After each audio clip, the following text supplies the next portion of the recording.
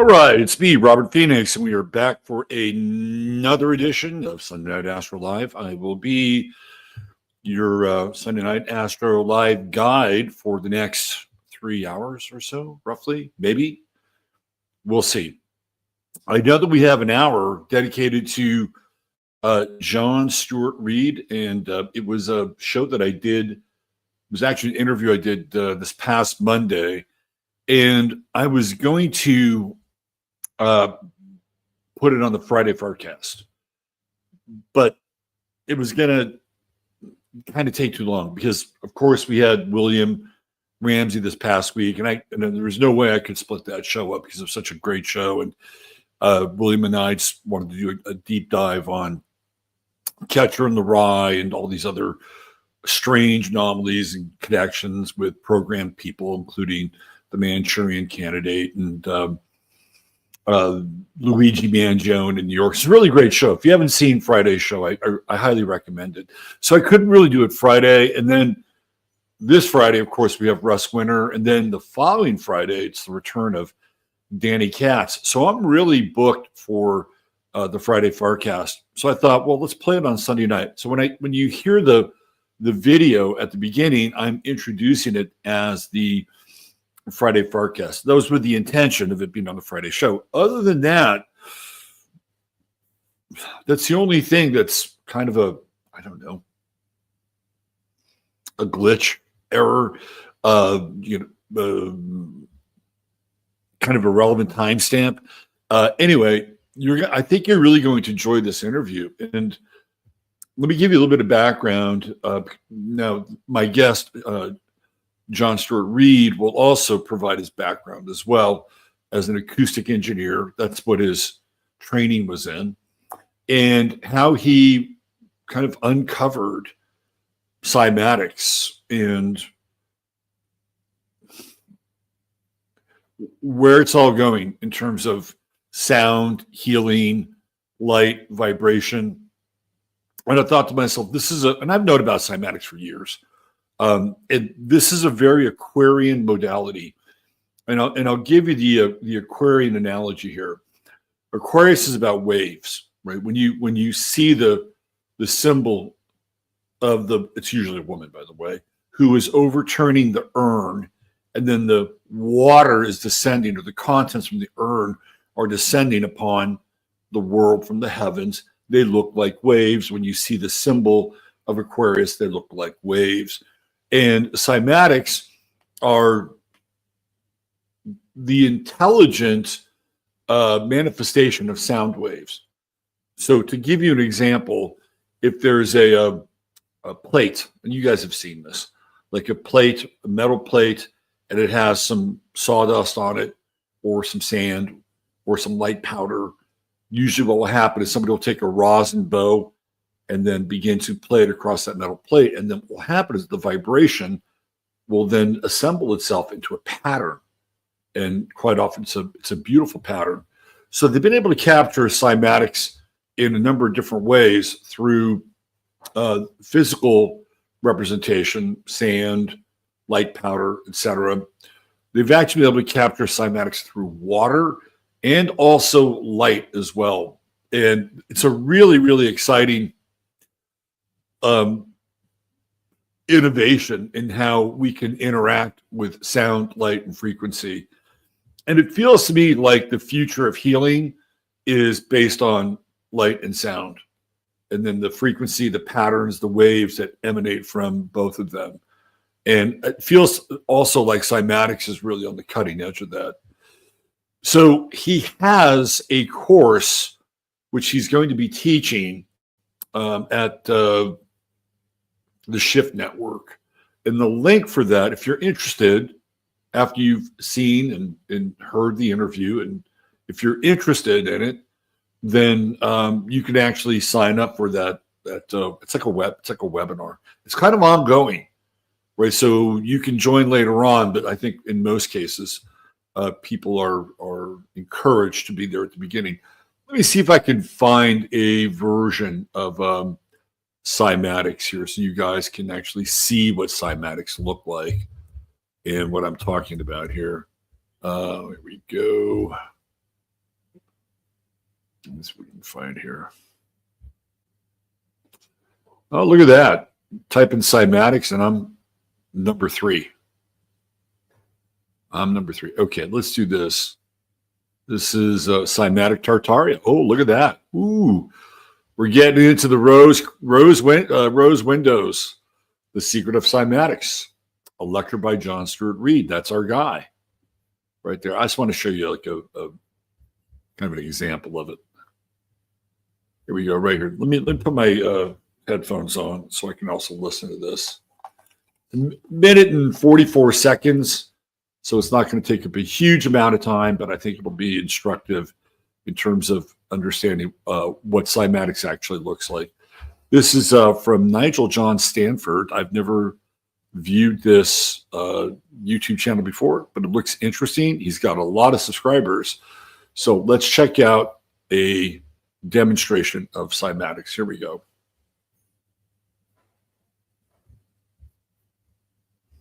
Oh, usually for the first one, I have to come back to, don't I?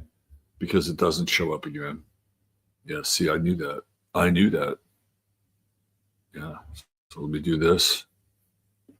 Oh, hold on. That's not this. It's this. Stop sharing. It always happens. It always happens with the first go. But at least I know now. So that, let's see, present. Here we go. One more time. Let's bring it back up here. Aha, yes, indeed. Captured. All right, so this is the Chladni plate sound vibration sand. This is how cymatics work. Here we go.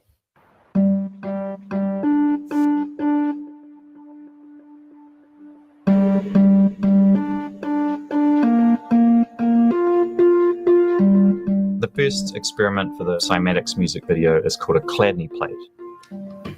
Now, Chladni plate's basically a metal plate attached to the top of a speaker. There's sand on top of the plate, and you play different tones through the speaker. The plate vibrates, which forms different shapes depending on the frequency of the sound. Well, we blew up a lot of speakers with the Chladni plate. So there was a lot of experimenting around the Chladni plate, primarily looking at how much volume we can put through there, how much sand to actually put on the plate, and the different shapes of plates and what different patterns would be created because of those shapes. But what we were really testing was what frequencies create the most interesting repeatable patterns, because that was a key point.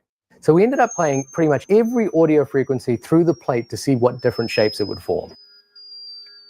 And for most frequencies, it doesn't really do much. But when it hits a frequency that resonates with the plate, it forms a really nice pure shape. So we found out what those tones were, and those were the tones we used to draw the plate in the video.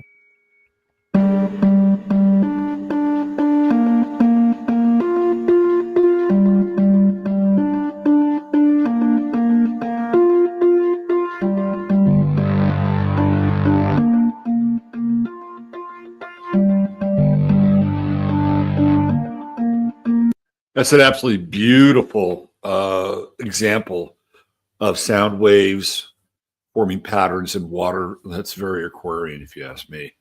So there you go. It's a bit of a look into how cymatics will form images with certain substances, sand, dust, et cetera, et cetera, et cetera. Right? Okay. There you go. That's the basic background. Cymatics is the subject. John Stuart Reid is the person that I'm interviewing. And this is going to go for about an hour. So I'll be back. I'll be hanging out in chat, and we'll watch this. And when I come back, we'll jump into the show. We'll start to dive into some charts. We've got the first day of Neptune and Aries coming tomorrow. And wow, it's a momentous time. Now, Neptune will return to Pisces one more time, but this is it. We are, when there's a change in the guard with an outer planet, it's really significant. And I talked about a lot of this, not this Friday, but the following, for previous Friday, on this channel. And I'll get into more of it, but we'll do that. We'll also look at Curtis Yarvin's chart. which I had said I was going to look at some point. Tonight's that night. Also, some very interesting eclipse news. We'll call it news, and I'll show you, and I'll share with you what I thought was a very interesting eclipse moment that a lot of people didn't really latch onto. It's an important one, and I'll show you that as well when we get back. Okay, so let me throw this up here, and let's see, what do we got? I can share this. All right, let's see, here we go. All right, so that's us. There we are. And fire this up and get out of the way. And I'll be back in an hour. John Stuart Reid, the science and sound of cymatics, and away we go.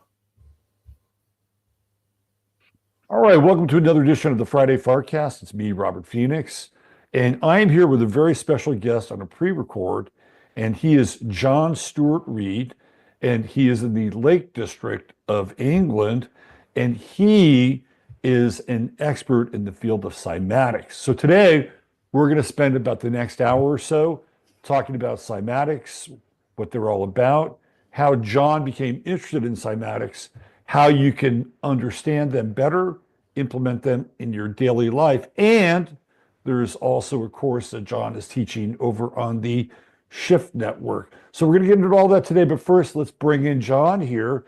John, welcome to the show. Thanks for being here on the Friday Farcast. Thank you so much, Robert, for that lovely introduction. I'm very excited to share on the subject of cymatics today, which actually is going to make a big difference in a lot of people's lives eventually in this world. You know, it's really interesting. One of the things that I get into here on this channel, and so my other channel, I get into astrology, right? And we have Pluto and Aquarius right now, and Pluto is all about the waves, right? If you look at the symbol of Pluto, it's waves, and cymatic seems to be about these waves that have a very intelligent design. When you meet sound with matter or sound with water, these patterns emerge. I think it's a fascinating time to be involved in the science of cymatics. How did you get into this, John? Well, I got into it because my original career, my first career was that of an acoustics engineer, right? So that career spanned 30 straight years. But towards the end of that career, I visited Egypt with my daddy, actually in 1996, early 96, and we found ourselves in the Great Pyramid in the King's Chamber, which we had been in before, but always with a gaggle of tourists, making a lot of noise. And it's a sacred space, really, and to be in a place like that where people are just making noise, it really, in previous visits, had not been conducive, obviously. But in this particular visit, there was no one there. It was really lucky. We were actually towards lunchtime, I think it was, and obviously everyone that had wanted to go in had bought their ticket, they'd come in, they'd gone, and here we were all alone. And so that was really the beginning of the change of my life. Such a simple thing. But what I did was, have you been in the Great Pyramid? No, I have not. Okay, Robert. Well, you're in for a great surprise and, wonderful experience when you do that, and you do manage to achieve that. In my case, I wanted to lie in what's called the sarcophagus, which is basically a box of granite. It's 3.7 tons of rose granite, so a kind of pinky colored granite. And this granite is from Aswan in the south of Egypt, and it has a very high quartz content. About 20% of its weight is quartz crystal, which makes it, very, very resonant. So because at that time in my career, I was an acoustics engineer, I wanted to lie in it and experience sound, making sound in that granite box. So I did that. And at one particular vocal pitch, I was making a vocal glissando, a smooth, unstepped enunciation of a single tone. And at one particular vocal pitch, my body tingled all over. It felt like every cell in my body was tingling, and goosebumps broke out all over my flesh. And it really got my attention. And having been an acoustics engineer for decades before that moment, nothing had ever happened of even any kind of similarity to that. So anyway, it got my attention, and cutting a long story short, I went back the same year, gained permission to carry out a whole series of acoustics experiments with instrumentation this time. And then one of the experiments that I wanted to conduct but could not in '96 was what I would term a cymatics experiment. And for that, I had to gain permission again and go again in 1997. And that was really a major life change for me, because there were two events that occurred in '97 that were completely life-changing. The first was, well, first of all, let me just describe this cymatics experiment. Cymatics, by the way, is spelt with a C, so C-Y-M-A, right, cymatics. And it's the science of making sound visible. Whenever sound encounters a membrane, it will imprint a pattern, acoustic pattern of energy on that membrane, which is invisible to the unaided eye. I liken it to, creating a fingerprint or a thumbprint on a glass. If you pick up a glass and then put it down again, and then look where your finger or your thumb has been, you will be really hard pushed to see that fingerprint or thumbprint, even though you know it's there. But if you sprinkle on some fine powder like talcum powder, immediately it becomes visible. Of course, this is the science of forensics, isn't it? But in the case of cymatics imprints on membranes, it's kind of similar. When sound encounters a membrane, it imprints a pattern, which you can't see. But if you sprinkle on some powder, in this case, actually in the King's Chamber, we used sand. We'd actually collected this sand outside the pyramids. They've got plenty of sand in Egypt. We sprinkled the sand on this membrane that had been stretched across the open top of this sarcophagus. And now, instead of me lying in the sarcophagus to make sound, I put a small speaker there and I made sound that way. But one of the life-changing events that occurred after we began the experiment was really something that I couldn't have planned it. It was a total accident, because 3 weeks before going out to Egypt for this particular piece of research, I injured my lower back quite badly, Robert, and I was in a lot of pain. I was in so much pain, I didn't think I would actually be able to even travel to Egypt, let alone carry out these experiments, the cymatics experiment. But anyway, somehow I probably took more analgesics than I should have done, overdosed a little bit, just to be able to mediate the pain enough to be able to get myself into the pyramid.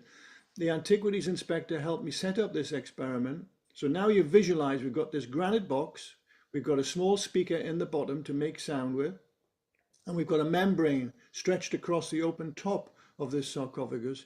Now sprinkle sand on. Now switch on the oscillator, which is a way of making a pure tone into the speaker, and then watch what happens in the sand, in terms of how we then make visible the resonances in that granite box.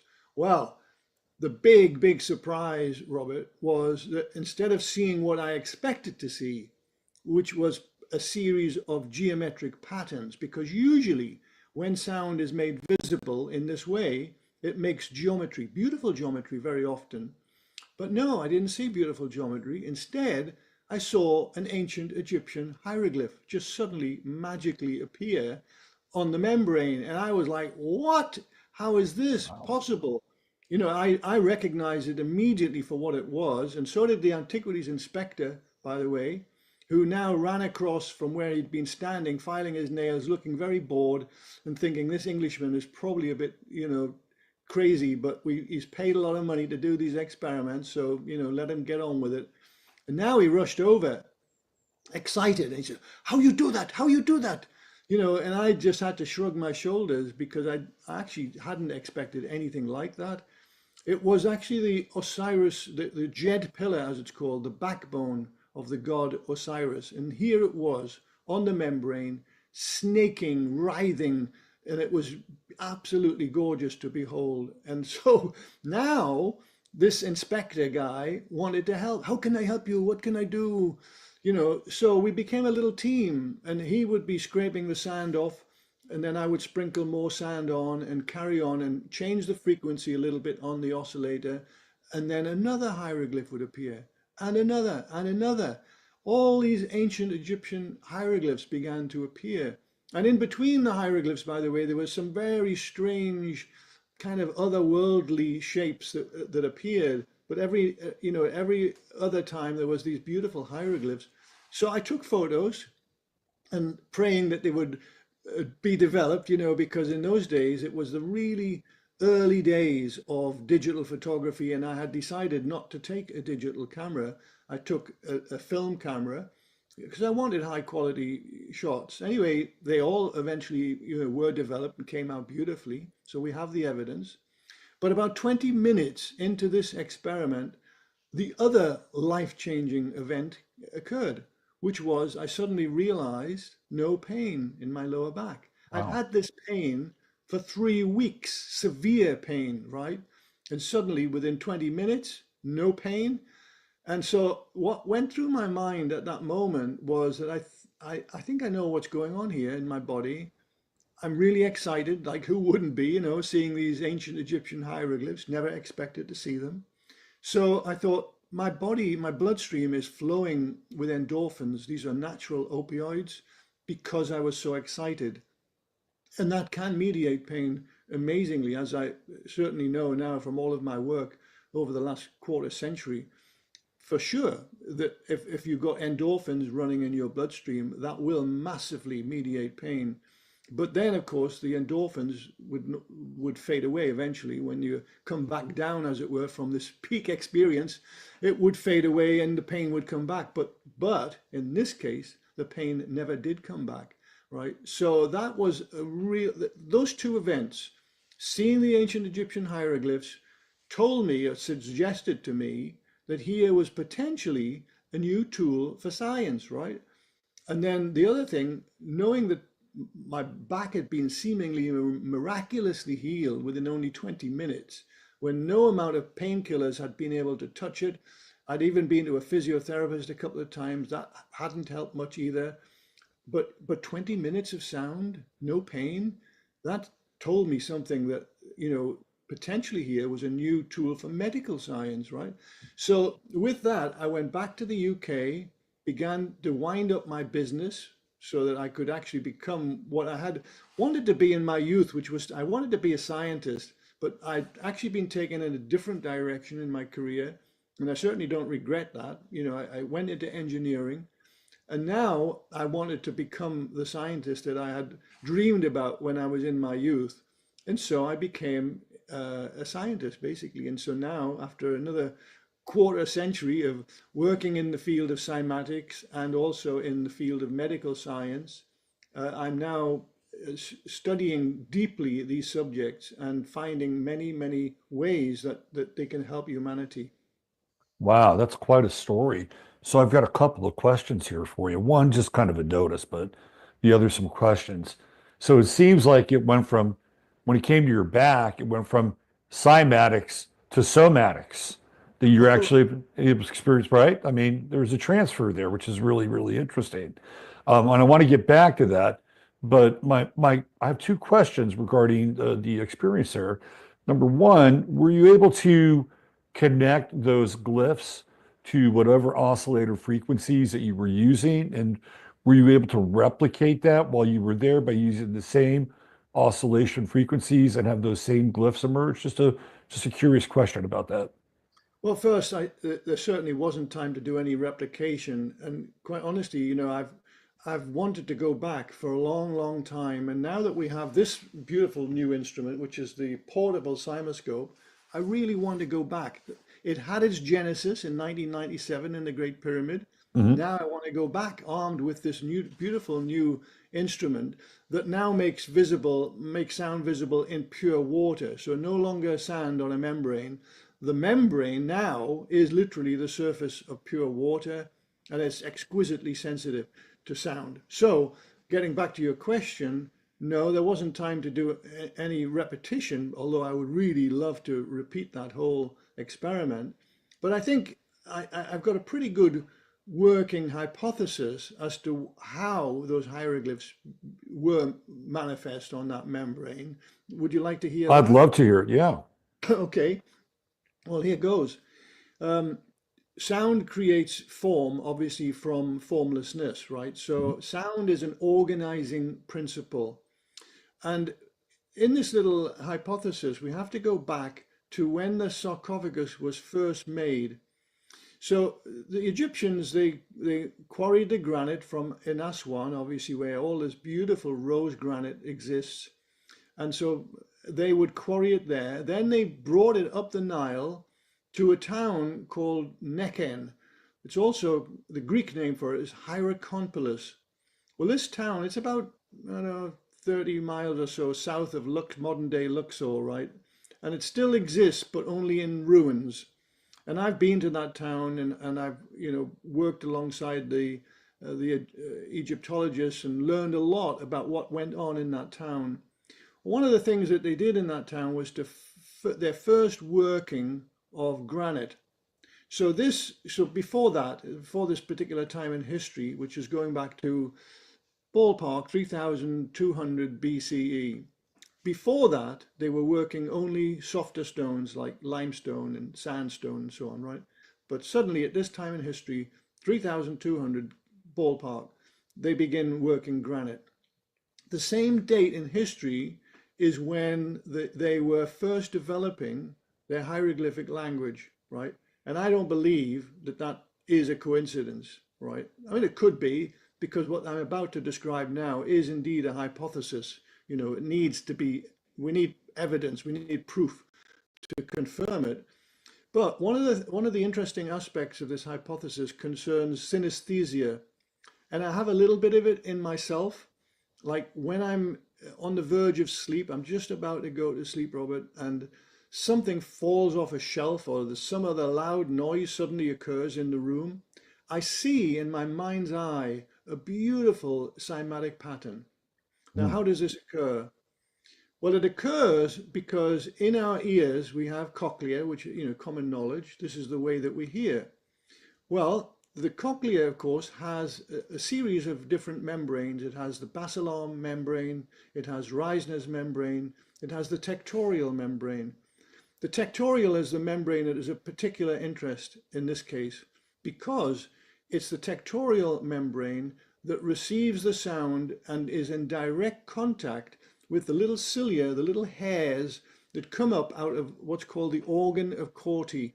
And this is literally the way that we hear sounds, because as the tectorial membrane is imprinted with these sounds, so it connects with the cilia. In a little way, it's a little bit like pixels of a camera, the way I think of it. And it basically sends that information off to the brain for processing, and this is how we perceive sound.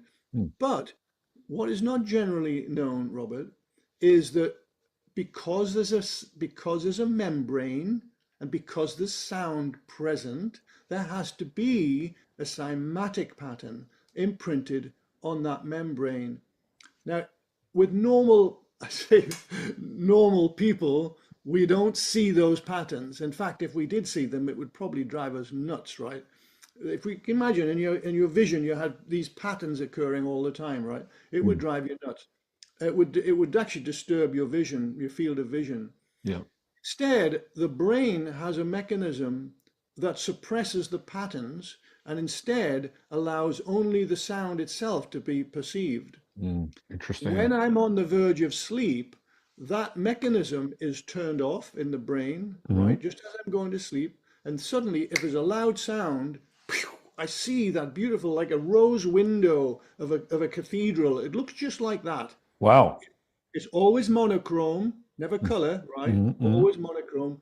And it will depend upon literally the harmonics of that sound, whatever that sound is, as to what this pattern will look like. It will change depending on the quality of the sound, right? Right. I'm literally slightly synesthetic. In a way, I'm I'm actually pretty glad that I don't have these patterns floating in front of my eyes all the time. Yeah, right. But I do know that there are some synesthetic people who can turn this on and off at will. Now let's go back to ancient Nekhen in Egypt, in Upper Egypt. And here we've got a bunch of guys whose job it is to hollow out this block of granite. Well, to shape it and to hollow it out in order to create this sarcophagus, right? Mm-hmm.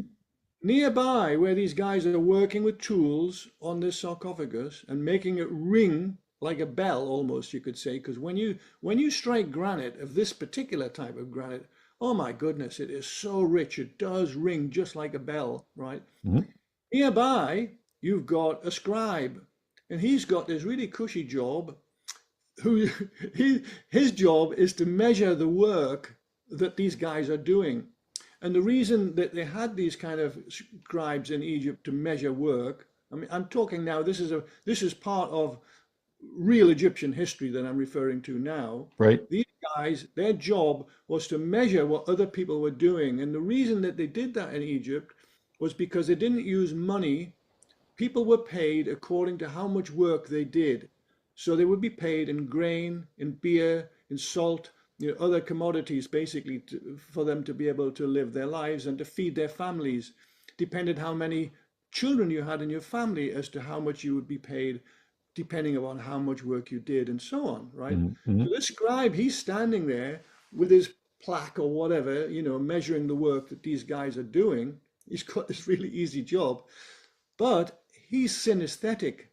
And every time these guys strike the granite, he's seeing in his mind's eye these beautiful patterns, right? And he sees this first one, that looks like a series of striations, like a spinal column, right? Mm-hmm. And he starts to think about, wow, we're just developing this new hieroglyphic language. We can use that one, and let's give that one the jet. We call that the jet pillar, right? This is the backbone of the god Osiris, because it looks like a backbone, right? Mm-hmm. See where I'm going with this? Yeah. And then the guys strike it, and he sees some different pattern in his mind's eye. And he keeps writing these down and using them, embedding them into the development of the hieroglyphic language.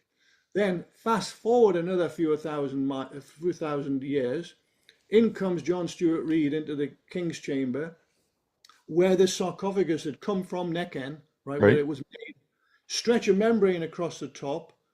I'm not synesthetic generally, but now I have this new tool in science, right? Cymatic science. I can now make visible those same sounds that were naturally created from the granite that make these patterns that are actually hieroglyphs. I mean, this is the hypothesis, right? Yeah. So we're not saying the Egyptians deliberately engineered the granite to contain these hieroglyphs. No, the naturally occurring sounds that when manifest, when made visible, appear to be like hieroglyphs. That's what they are, So that's the general hypothesis. But, linking in with this, what I think a lot of people watching this will probably not really realize is that these same kind of sounds, whether we're talking about from the Great Pyramids, sarcophagus, or any sound, maybe music, let's talk about music.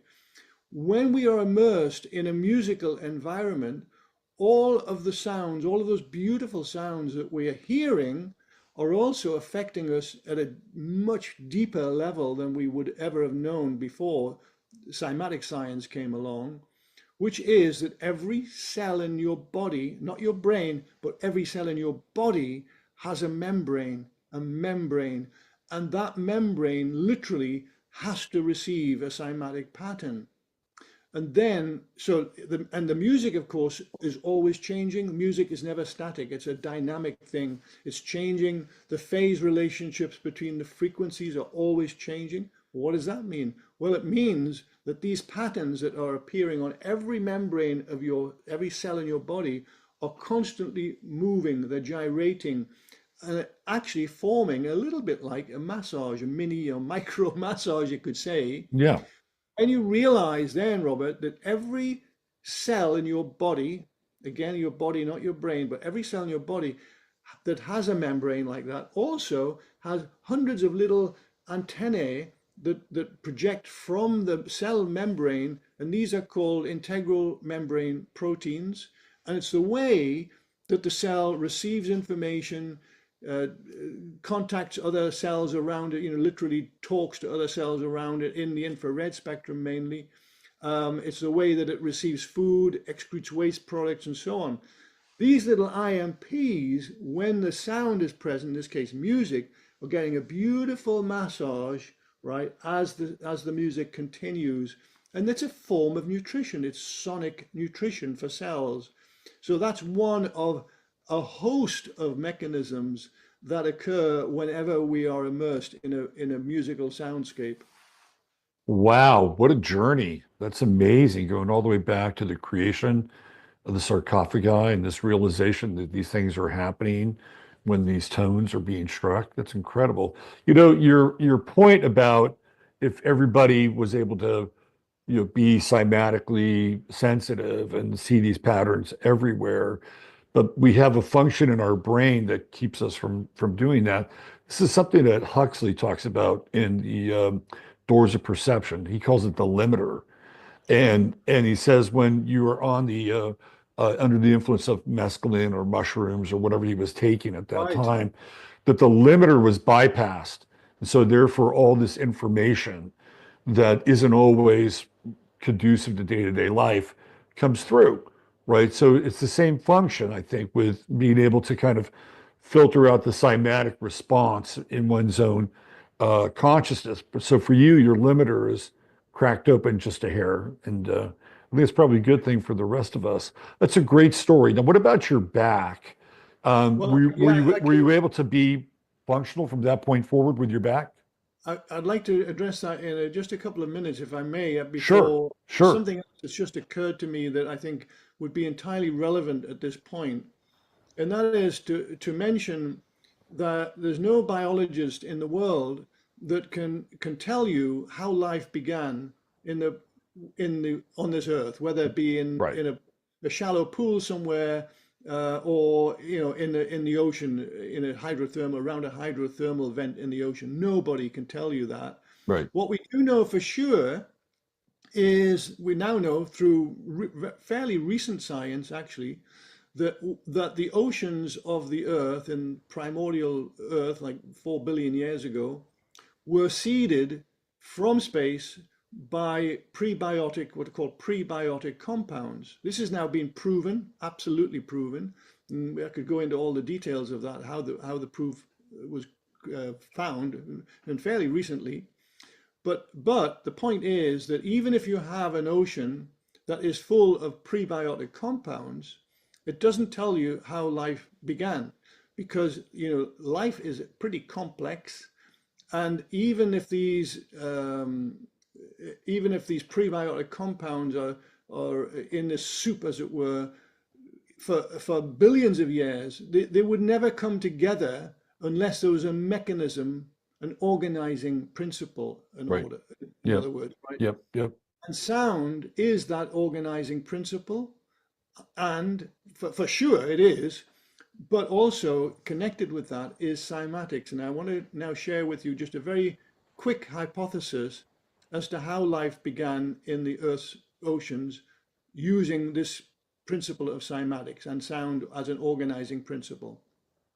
So we have hydrothermal vents. These are vents where gases are escaping from the Earth, coming up into the ocean. And when that happens, and they're still there today, the hydrothermal vents all over the Earth, ocean floors of the Earth. When that happens, the size of these bubbles that are created as the gases come into the ocean waters varies massively. You have a huge range of bubble sizes, everything from the size of a melon in some case down to microscopic bubbles that you couldn't even see with your naked eye, right? Mm-hmm. Well, it's the microscopic bubbles that I'm particularly interested in. The reason is because cymatic patterns, of course, were, in my view, in this hypothesis, were involved in the creation of the first life, the very earliest life forms. Sound becomes the organizing principle, but it's useless without cymatics. When you have sound, in this case, the sound of all the jostling of the bubbles as they come out of the hydrothermal vents. That creates what's termed white noise, which is basically a very broad spectrum of thousands of frequencies all jostled together. But there's something called Helmholtz resonance principle at work, which basically says that any enclosed volume of gas within that enclosure, you have a resonant frequency, a prime resonant frequency, and that occurs completely automatically. So, just to give you an example of this in your own body, you have paranasal sinus cavities, up here in your head and your skull, and they are an enclosed volume of gas. They have an exit, of course, through the nostrils, but nevertheless, it's a little enclosed volume of gas, and they have very specific resonant properties that, because it's enclosed at very specific frequencies, like 1 kilohertz or 2 kilohertz, 2000 hertz or 1000 hertz, they resonate. So when you're in a musical environment, for example, your paranasal sinus cavities are beautifully excited. What does that mean? Well, it means that you're then going to create automatically nitric oxide in your paranasal sinus cavities. And the result of that is vasodilation, cytotoxic action, antithrombotic action. So many different wonderful things happen when you excite your paranasal sinus cavities, right? So that's just a little side. Oh, that's really cool. I love that. Yeah. Yeah, little sidetrack, but coming back to the enclosed volume of gas. Now think about these little microscopic bubbles. Each microscopic bubble has a resonant frequency because it is an enclosed volume of gas, right? That happens automatically because of the principle of what's termed Helmholtz resonance. So you have a noise source. Here you have an enclosed volume of gas that will automatically resonate at whatever frequency it chooses, if you like. It's not really a choice, it's a physics principle, but it picks out, let's say, selects a frequency that resonates with it. And every bubble size does the same thing, right? Around the surface of these bubbles, now you visualize a cymatic pattern on the surface of the bubble. And I've actually conducted this experiment myself in the lab here, so I know it happens, right? For sure. Yeah. Now you can see that these prebiotic compounds that came from space via meteoric impacts from space into the oceans, all of these prebiotic compounds now find safe haven. They find a place to go where they can lock together in very specific ways because of the principle of cymatics in this case, right? Now, even so, it's not going to be a quick job, right? This is going to take millions of years of computational, basically trial and error on the part of nature. But eventually, suddenly, you create the outer membrane of a living cell. And this occurs before the DNA. We can get into the subject of DNA. I can talk about that as well, but it's a bigger subject. But most biologists now believe that the brain of the cell is the membrane. So the brain of the cell is not the DNA. The brain of the membrane is the membrane itself, right? The brain of the cell is the membrane. And this is how the brain of the cell was created in the primordial oceans, right? That's a very, very quick way of saying. Yeah, no, that's interesting. Like, how do you think somebody who is into intelligent design would relate to that? Do you think that would fit into their model? I do. I do too, actually. Yeah. I do. I really do. It is a form of intelligent design because suddenly we have a mechanism. Right. We have, a principle that you can hang your hat on. And what I would also tell you in relation to this, Robert, is that in the lab here, using a cymoscope instrument, not this particular one, but the scientific model, I have seen and captured on photographs and videos many, many images that appear to be like early life forms, right? And I can tweak the frequencies that are going in, and I can create a trilobite. I can create a starfish, literally in the water, just by dialing in frequencies, right? Wow. Yeah, oh yeah. So this is, there's actually pretty good evidence to support this hypothesis that I'm referring to now. Now coming back to your question about the pain in my lower back. Yes, Okay. yes. Okay, we'll come to that now. So this is a story that begins in 2018. It took a long, long time for me to finally understand how my lower back was healed.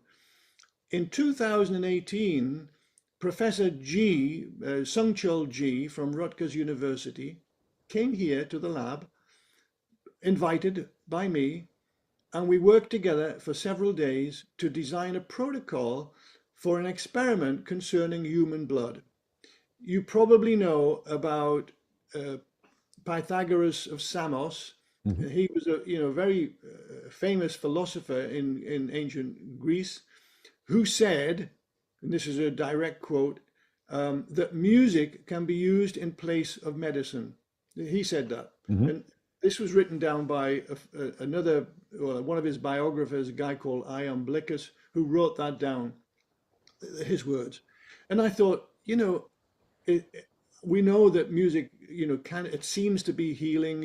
Everyone is sort of talking about music's healing abilities, but really, do we really have the science to back that up? Right. So I had this idea, lying in bed one day. I get most of my good ideas when I'm just waking up, that we could use human blood to test this hypothesis that music can be used in place of medicine.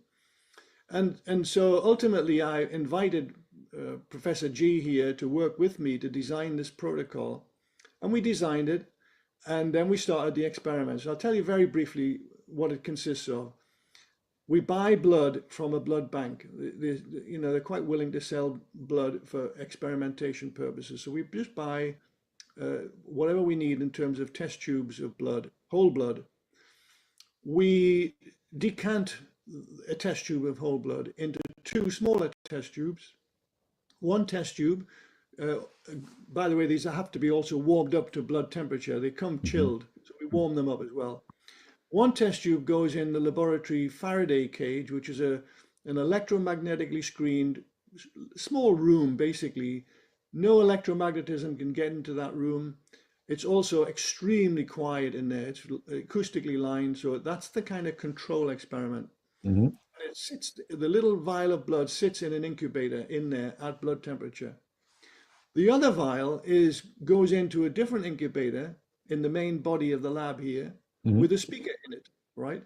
And the idea here is now we can play music to that blood while the other blood is in a very quiet environment. I know where this is going. Yeah, now we can compare directly the effects of the quiet versus the music on how many viable red blood cells, and we were only working on reds at that time, Mhm. we're working on whites as well now, how many viable red blood cells after the music versus after the quiet. It's as simple as that, right? Right, right. We use an automatic cell counter, so there's nobody counting cells manually the way it used to be done in the old days. Now it's all fully automated, right? Well, the results were absolutely astonishing right from the get-go.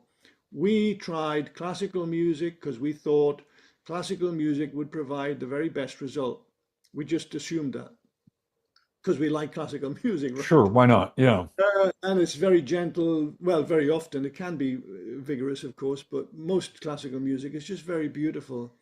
Anyway, we also tried many different genres of popular music. Every time we tried classical music versus the popular music outshone, completely blew out of the water the results of the classical music. Wow. We are, what? How is this possible? Yeah. It was really counterintuitive. Counterintuitive. Yep. Yeah. And anyway, we have to cut this fairly short now because of time, but we went away and had lunch and we kind of scratching our heads over this. And what we thought was maybe it's the low frequencies in the popular music that's having some kind of an effect on the red blood cells, right? Yeah. So what we did to prove this is we used the cymoscope instrument. Why? Because the little speaker that we were using in the incubator had a relatively poor low frequency response. Mhm. And we thought, well, let's look at what popular music looks like in the human blood in the cymoscope, because the cymoscope has a really excellent low frequency response, goes down to 3 hertz, right? Mhm. So that's what we did. We put the blood direct into the cymoscope instrument. It's a little cuvette made of fused quartz. And then we injected a very low frequency tone into that blood. Mhm. And we saw a beautiful cymatic pattern imprint on the surface of the blood. That was not a surprise, because whenever you have liquid and you have sound, you will have a cymatic pattern, right? Sure, It will sure. happen. Yeah. Laws of physics. That was not a surprise. So then we brought the slider, the fader on the mixer, audio mixer, down to 0. The pattern remained in the blood. Wow. Right? Normally with cymatics, right, you inject a sound into the water, excuse me, you get a beautiful pattern, say, right? Right. You put it down, pattern's gone. Yeah. In other words, the organizing principle of, in this case, a pure tone as opposed to music, Mhm. the principle is whenever the sound is present, it beautifully organizes all the trillions and trillions of water molecules in the blink of an eye into great beauty and order. Mhm. Take the sound away, and within a fraction of a second, the water goes back to its normal Brownian motion of just Right. random molecules just dancing around, right? Right. Yeah. No order whatsoever. Not with the blood. With the blood, there was the pattern, completely imprinted statically on the blood, no sound present. So is the inference here that blood has memory? Is that what's going on here? No, it really isn't. But what I'm going to, I'll give you a little insight now into the mechanism by which my lower back was healed. Okay. This is where the evidence came from. What happens is when sound enters into low frequency sound, Mhm. enters into that blood, it literally, sound is a pressure. It's a mechanical pressure. And it literally causes the oxygen that's already dissolved in the blood when it comes from the donor, just literally the day before it was taken out of the donor and sent to us. We get it the next day.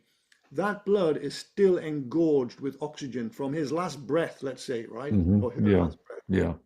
But the blood is very, very dark red. It's like a dark, dark maroon color. Yeah. Why? Because the oxygen that's in the blood cannot bind to the hemoglobin molecules in the red blood cells because there's no pressure. Right. In your body, the pressure comes from your heartbeat.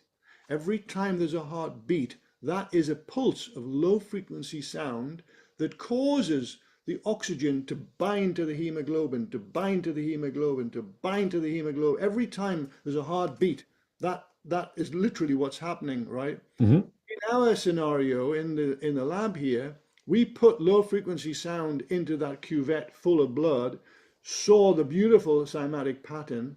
That's the pressure of the sound literally causing the dark maroon color blood to now go bright scarlet, right? So now you've got the bright scarlet pattern against the dark maroon colored background. Take the sound away, that all those trillions of hemoglobin molecules now hold on to that oxygen, and they're bright scarlet. So the fact that we took the sound away doesn't matter to them. They've got the oxygen now. Thank you very much. We're holding on to that oxygen. So you get this beautiful bright scarlet pattern. And this was the clue, ultimately, as to how my lower back was healed. Because when we have a back injury, particularly a spinal injury, the muscles go into a spasm in that area of your body, and they do so naturally. There's a very complex mechanism at work which causes the muscles to go into what's termed the splinting cycle. This is a way for your body to protect the injury while it's healing. So those muscles up your spina erecta, they go into a really, really tense spasm, causing actually far more pain than the original injury. The injury itself is painful, but now you've got even more pain because of these spasming muscles, right? Which are protecting. It's saying to you, you will not move this area of your body because it needs to heal. Right. If you move, you will damage the healing process. That's what it's saying, right? Yeah. In my case, I'm going into the pyramid in extreme pain because of the spasm in my lower back. Most of the healing has already naturally happened in the 3 weeks leading up to me going into the pyramid. Sure. I didn't know that. I just assumed that I was still in agony. You know, I was in agony. Right. Okay, so now what's happening is this. That means that the muscles in my lower back are in a hypoxic situation. In other words, no oxygen in those muscles. And this is a deliberate strategy of the body to do this, right? It's like having a cramp. You know how when you have a cramp, Yeah. how Yeah. painful that can be. And the more the muscle cramps, the more it squeezes out the blood, and the more there's no oxygen, the more intense the spasm becomes and the cramp becomes. It's really, really painful. Similar sort of thing with this mechanism I'm talking about. Extremely painful. But bring low frequency sound into the picture. What's going to happen? The low frequency sound that I was creating in the sarcophagus that day, that literally went into my body and caused oxygen to be made available to the spina erecta muscles that had been actually in this terrible, intense cramp. And suddenly those muscles were able to go, just relax, right? Yeah. And the pain that I'd been experiencing, it literally just vanished. Just literally within 20 minutes, no pain. Wow. So the whole mechanism is powered by oxygen. And that oxygen is made available because low frequency sound causes dissolved oxygen to bind to hemoglobin. That's the mechanism. And that same mechanism, by the way, is a general healing mechanism in the body. If you are immersed in music, the low frequency components of the music will deeply penetrate into your tissues and will cause more oxygen to be made available to all the proteins in your body that need oxygen to mend, to heal your body, Right. to regenerate your body. And at the same time, that other mechanism I mentioned earlier about nitric oxide, the higher frequencies in the music, they are resonating your paranasal sinus cavities and your lungs, by the way, because also in your lungs, there's another mechanism in the alveoli of your lungs that also creates nitric oxide at a lower frequency. So now you get the picture that when you're immersed in a beautiful musical soundscape, there are multiple mechanisms that are supporting your healing, right? And this is, it's really great news because music has, you can't overdose on it. Right. Yeah. You can have as much as you like, and it's beautifully healing. So these are just some little glimpses of what I term frequency medicine, which is a kind of, I liken it to an umbrella situation because it's covering not only healing with sound or with music in this case, but also with light. And I'd like to mention, just the fact that light is also extremely healing, it can be, and if it's properly controlled. So some great news here is that if you now go to a hospital with some kind of dermatological situation going on with your skin, they won't give you a pill, they'll give you light therapy. Right. They would probably call it phototherapy, or they might call it photobiomodulation therapy, some fancy term, but basically it's light that's doing the healing. And also there's another little piece of good news, which is that in the mainstream, in clinical practice now, they're using this term music medicine, right? For a long, long time, since the 1950s, music therapy has been a modality that has been used in a lot of hospitals, where you work with a music therapist who's a kind of psychologist in a way, but also has a lot of knowledge of music and works with the patient pre and post-operative stages usually, to keep the patient calm and so on, and help their general healing. That's a music therapist.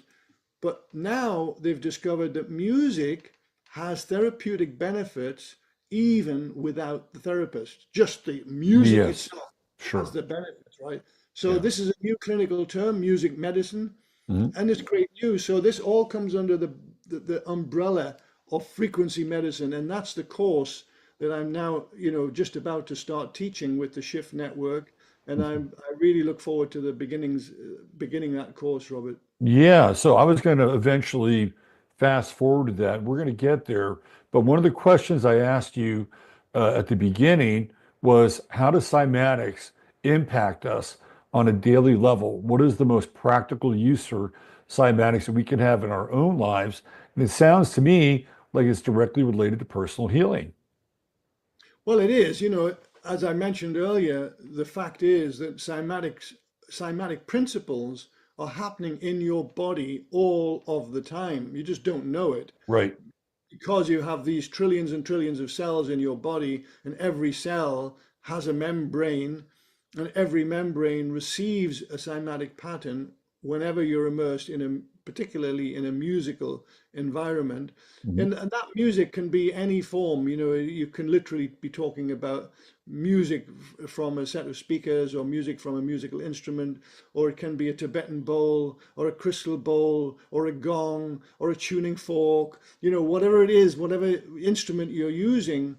All of those different instruments have a significant cymatic impact on your body, because your body has not only trillions of cells, but it also has fascia tissues. These fascia tissues are connective tissues between all of the organs and cells, so fascia is also a membrane, right? So, and then of course you've also got visceral waters. These visceral waters, as we've talked about earlier, cymatics is an organizing principle. So we still don't know what the benefits are from organizing the visceral waters, but we for sure know that there are benefits that come from cymatic principles in relation to cells. I'll give you another example, one of many, and that is what's termed the G0 phase of the cell cycle. So if you imbibe some toxic substance, or if you, I don't know, if you imbibe some pathogen comes into your system and you feel really ill, what's happening at the biological level is some system of your body has shut down and caused an imbalance in the overall homeostasis of your whole organism. And this is called the G0 phase of the cell cycle. And it means literally that this particular system of your body has gone to sleep. Doesn't mean that they're dying. The cells are not dying. Basically, they need time to regenerate themselves, to heal. And in those kind of situations, literally time can be the great healer. Well, we all know that, if we can survive long enough, we can be healed of virtually anything. However, in this case, when sound enters into the picture, as I explained earlier, sound manifests on the surface membranes of your cells and provides a form of sonic nutrition, or it is sonic nutrition. It literally gives energy to the cells to tip their scales back into what's termed the G1 phase of the cell cycle, and allows the cells to reawaken. I liken this to the Sleeping Beauty fairy tale, Robert, where the Sleeping Beauty is asleep, but is awakened by the kiss of the prince. Yeah, right. In a similar way, here we've got the kiss of the sound that awakens the sleeping cells, brings them back online again, brings them back into the cell cycle, and suddenly the balance is restored in the body, homeostasis is restored, and the person feels well again. And all of this can happen simply by immersing ourselves in a beautiful soundscape. And one of the best ways to do that is with a gong, because gong music contains thousands of frequencies. And when we immerse ourselves in those frequencies, the cells in your body will literally take the frequencies that they need, because every cell in your body literally has a song. It was poetically called The Song of the Cell by James Jimzewski at UCLA. He was the first scientist to actually discover that every cell in your body has a song, right? Creates its own sound. And so literally when you're immersed in a gong bath, say, all those thousands of frequencies, the cells that are asleep or need energy simply take the frequencies from the gong, provided the gong is not played too loud, by the way. If it's too loud, it becomes a stressor to the body instead Yeah, of sure. healing. But at moderate sound levels, then the cells take what they need basically and reject the rest. And that is a form of nutrition. And so they, come back online that way. But, to answer your question in a more general context, we also now have or at least we did have the Cymoscope app, which we're just up on the verge of creating the new Cymoscope app. Well, we have created it. It's not yet in the Apple shop or the Google Play shop, but it will be very, very soon. And when you have the Cymoscope app, you can then make visible your own voice sounds or the sounds of any musical instrument, literally right there in front of you. And it's a really wonderful app, actually. And highly recommend it. It's going to be available next month, and so it is literally just called Cymoscope app, and it makes sound visible. And so that's a kind of practical way that you can use sound, every day. And the geometries that sound creates, of course, are very beautiful and are so reminiscent of, well, the sacred geometries that you find in what I mentioned earlier, rose windows, for example. And, throughout the Islamic world, you have all these beautiful patterns, which I think from the Islamic world, that they must have had synesthetic. You froze up on me there a little bit.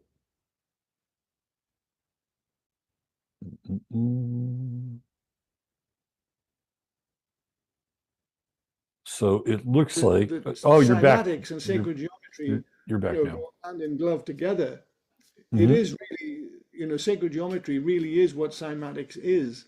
And the fact that, well, not the fact, but the hypothesis that life began in the primordial oceans because of sound. Well, I just love that idea that cymatics were at work right at the beginning of life. Mm-hmm. And then, of course, coming full circle, if sound created life in the primordial oceans, shouldn't sound be able to heal life? And of course, it does have that power if we know how to apply it. And that's what my course is all about. So it sounds to me like Mark Bolan might have been a little ahead of the curve there when he said bang a gong. Yes, right. Get it on, right? There we go. Oh my goodness. I never even thought of that. That's great. I love that, Roy. Yeah. Well, let's talk about your course. It's going to be on the Shift Network. When is it happening? How long is it? And what can people expect to get out of it? Okay. Well, the course actually begins April 3rd, but you can join the course anytime up to April 8th. And this is a foundational course. This first course this year is what I term foundational, meaning that you can't absorb complex knowledge before you've got the foundations, right? So I provide a foundational course that is taught in very easy to understand terms about sound. First of all, sound in the early universe. There's a mainstream model now of sound in the early universe called acoustic baryonic oscillations. A mouthful, but it basically says that the early universe was organized, let's say, by sound. And then we go to abiogenesis, the sound in the early oceans and how that organized the life, at least hypothetically, right? And then we cover all the primary aspects of how sound can actually heal the body, all within that first 7 modules of this particular course.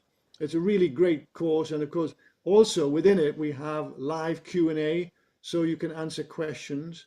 And at the end, if there's not time within the Q&A to get your question answered, I always promise to answer all questions afterwards in writing. That is very cool.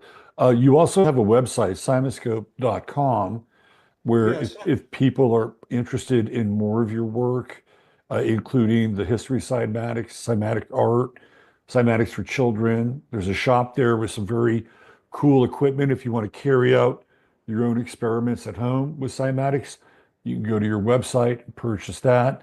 So I definitely recommend going to your website. And I think that's a nice introduction and the beginning of a deep dive into cymatics. And your course sounds amazing. And I think we're in this period now where it feels like we're waking up from this very dark slumber when it comes to personal health. And people are rejecting some of the older, when I say older, we're talking like 20th century allopathic models of health and are really interested in exploring new models of health, one that are much more holistic and takes us into dimensions that we may not have even thought of before. And this is a very exciting field. It's not static, it's very open-ended, and it feels like we're just getting started in this realm. Well, I think you hit it right on the nail there. It is getting started, but it's going to go really big in the future years. So I think, watch the space in terms of future medicine, because sound is going to be the medicine of the future. Well, sound and light. There's no question about it in my mind. Yeah. And it's already happened, like as I mentioned about light therapy in hospitals already beginning, music medicine in hospitals already beginning. So it's a process, and the wheels in medicine are very slow to turn. It will take a long time, but it's a wonderful process that lies ahead. And in the meantime, before the clinicians catch up with it, we can do a lot ourselves to heal ourselves with sound and with light. We just need to know how to apply it. And this is, part of why I'm teaching this course. I spent the last 25 years researching this subject in great depth. And now it's my turn to share all of that knowledge with the world. And that's what I love to do with the Shift Network. Beautiful. Well, John Stuart Reid, thank you for being here with us today and taking time out of your day to share your knowledge and insight and wisdom. And I hope that as many people as possible can sign up for your course, because, the more people that are empowered about this and have understanding, it's just like planting seeds, and it's going to sprout in their own way in their life, and who knows where it will go. So You're right, actually, Robert, because when students, I call them students, any participant in my course, absorb that knowledge, they don't keep it to themselves. Of course not. They share it with their family, with their friends, and it burgeons out into the world. And so we're sharing that knowledge then with a much, much wider world than our own person. Yeah, and that's the beauty about the time that we're in, and the technology and the tools at our disposal. A lot of people want to demonize the internet or social media, and of course, there's some very downside and dark aspects to it. But this is really the upside of the tools that we have, that they could connect with somebody like you in England, and they may be in Cleveland, Ohio, or they may be in, I don't know, Melbourne, Australia, wherever. But they come together, share knowledge, deep immersion, and then out they go, right? And taking it back out to the world. It's awesome. This is where you come in, Robert, because you're helping to share all of this knowledge. So thank you so much. Yeah, you're more than welcome. Somewhere down the line, I'd love to have you back on the show, and maybe we could do kind of a part 2 and a bit of a deeper dive if you're into it. Love to. That'd be really awesome. Love to arrange this another time. Wonderful. Thank you so much. You're welcome. And so for people who are interested, the link for the Shift Network and John Stuart Reid's course will be in the description of the show notes, and sign up, go there. In the meantime, John Stuart Reid, take care. Have yourself a wonderful day, and we'll catch up with you later.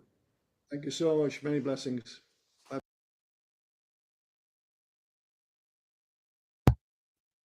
All right. So, wow, that was like super interesting.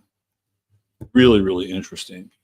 When I was listening, I'm like, wow, where's this going to go? And what else can I learn? And just mind-blowing information. And obviously there's going to be more if you're interested. And I know that some of you are, because I've been following chat throughout the entire interview.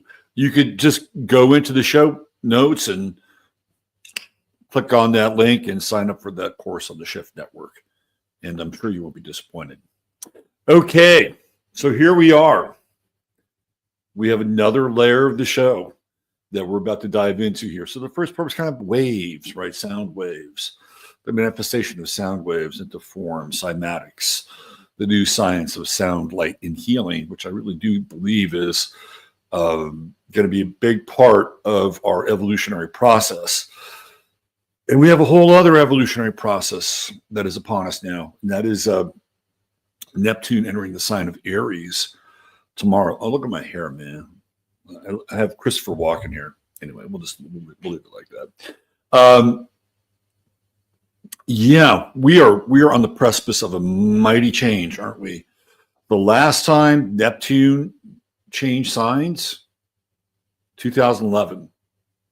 And the main event that happened just before it changed signs was what? Fukushima, 3/11/2011. And what did we have just a few days ago? We had a massive earthquake in Myanmar, what, 7.7? So a lot of times when these major transits occur, there's something that signals where it's all going. Now, you go back to 28 Aries, or I'm sorry, 28 Pisces, Neptune and Pisces, and you could kind of see what was coming. Right? That's really the key indicator, is that 28th degree, because it's really the last degree of the zodiac. Before, at the 29th degree, everything kind of goes flat. And then it kicks back in at 0 Aries, and so we have, or 0, whatever the sign is. So we have a new sign that's born out of that sort of flat, sort of black hole, the void at the 29th degree. So what did we see at 28 degrees? A lot. The beginnings of unrest here in this country with the burning of Teslas and the that. And I mean, it goes back even a bit further than that, right?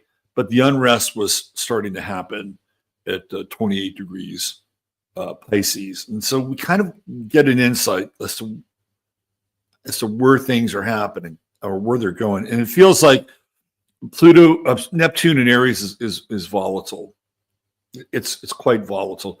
Now, historically, we've looked at this, and it was literally the day. Today would be the day that the Confederate Army surrounded Fort Sumter. Today would be that day at 29 Pisces.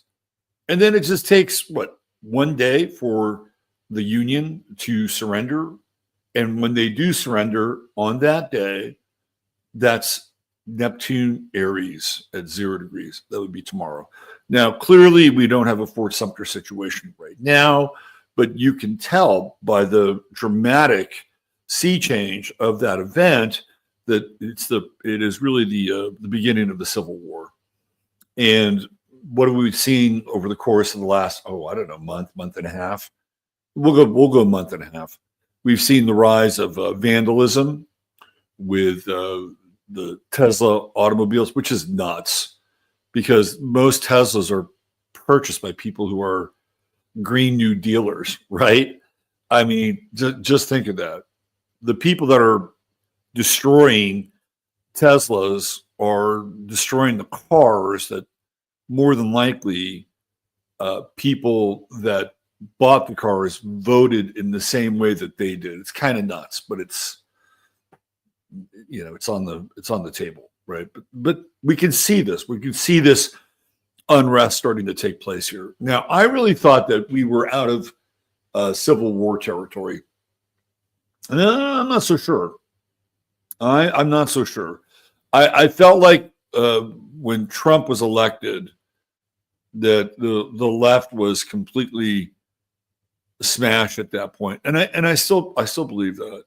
I still think that the left is pretty smashed, and they don't have the same kind of momentum, or they don't have the same kind of even purse strings, like, cutting off U.S. aid and cutting off a lot of the funding that goes to these Soros-backed foundations, is going to put a crimp in some of these activities as well as others.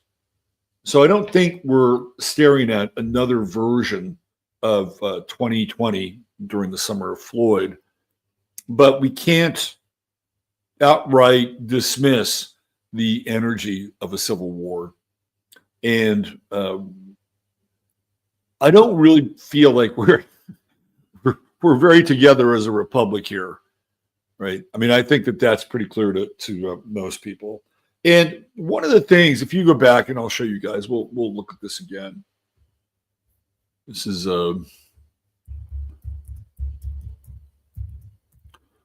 just a reminder here.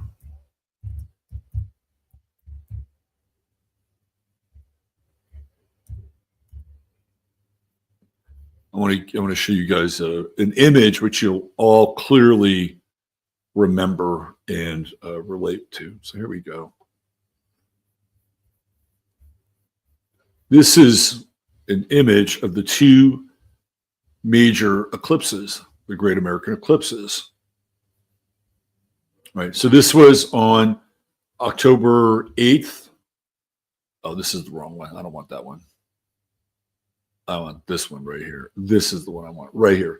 August 21st, 2017, starts off in the 33rd state, ends at the 33rd parallel. Okay. When we had that eclipse, that was the beginning of this major kind of left-right dichotomy.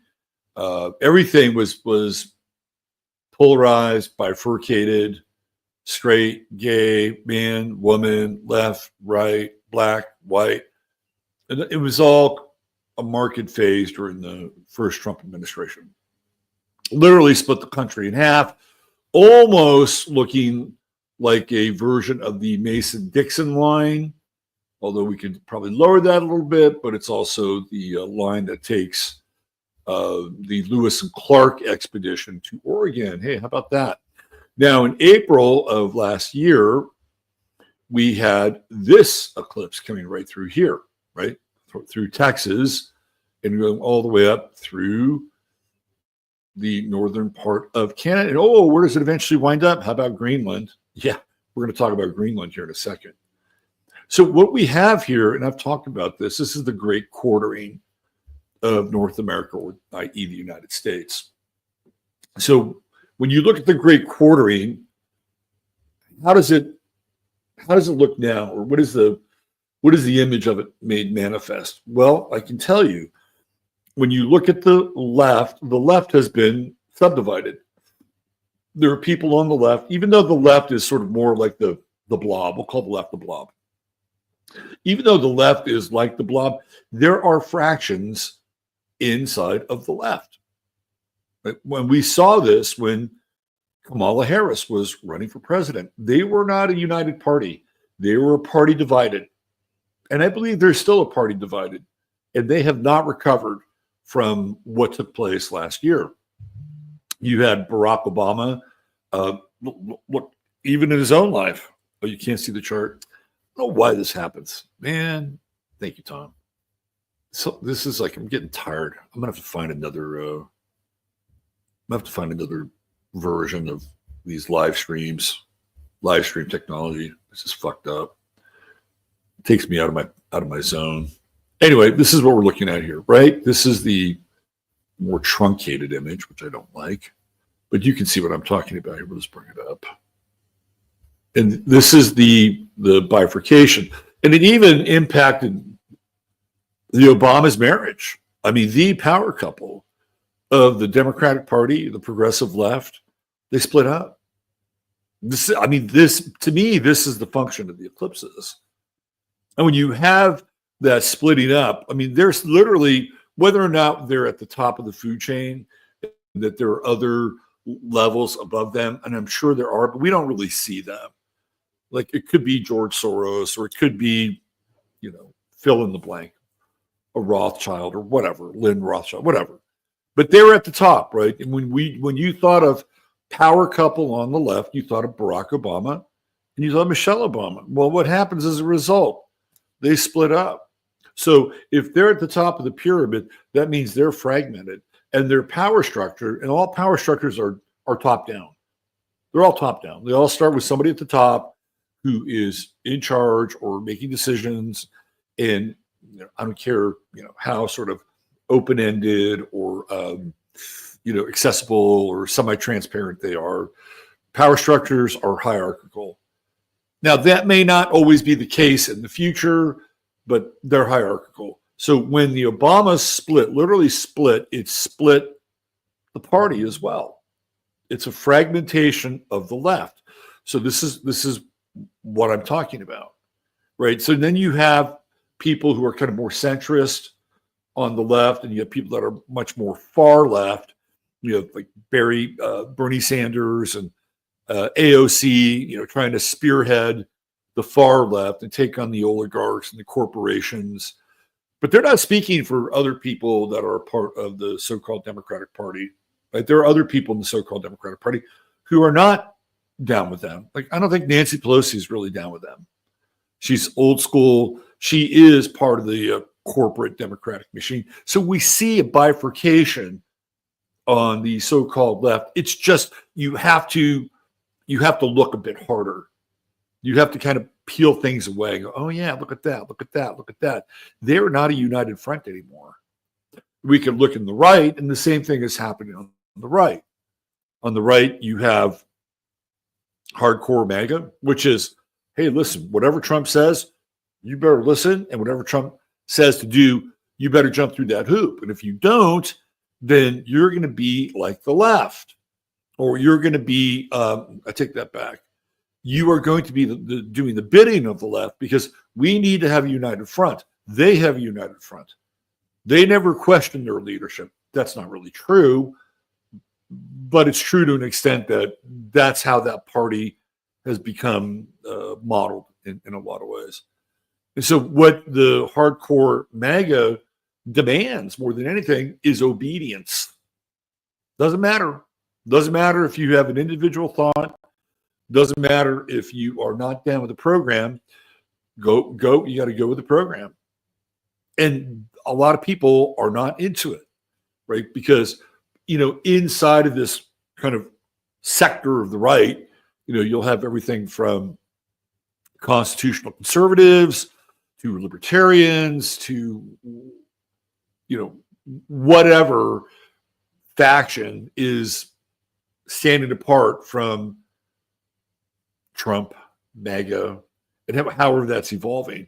And you can see that that's the case. I mean, he went after Thomas Massey about 4 weeks ago. Ron Paul came out and sort of, called him out on his war party attacks on the Houthis in Yemen. And so you can see this. You can see what I call the quartering, and it's happening inside of what initially was the splitting of the country in two. And the country has literally been quartered with these two eclipses. And that's kind of where we are. We're headed into Neptune and Aries. And I'll talk a bit more about that tonight as well as we get into part 2 here. Before I do, we got a birthday to celebrate. And you know who that birthday is. Oh, yes, you do. It is the lovely Liddy Lou. And it is actually, I believe, her birthday was yesterday, if I'm not mistaken. All right, we got to come up with a birthday song for our pal Liddy Lou. I think I know what I'm looking for here. Let me see. Let me get my headphones on. Let's see, what do we have here? How about this? All right, I like this one. Here we go. This is a good one.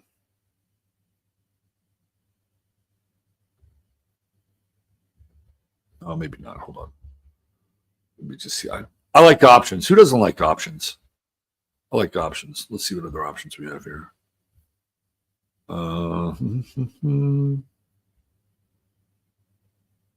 Let's see. We got to get the right one.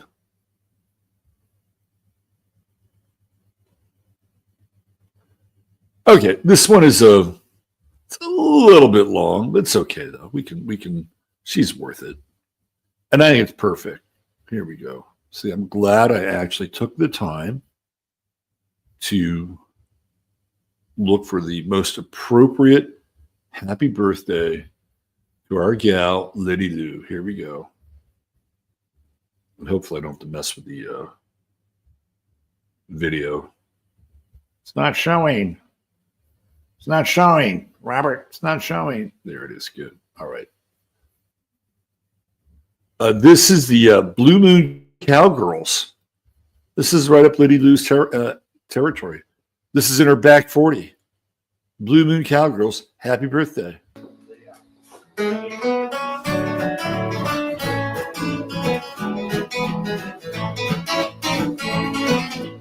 I know where you're going. Who's gonna get you there? I know how late you'll be coming home. Guess who doesn't care? And I'll go out too, since I won't be here. Happy birthday, Merry Christmas, and Happy New Year. Our best wishes may be early, but I'm not hanging around to bake a cake for your birthday while you're out painting the town. She can help you celebrate. May she bring you lots of cheer. Happy birthday, Merry Christmas, and Happy New Year.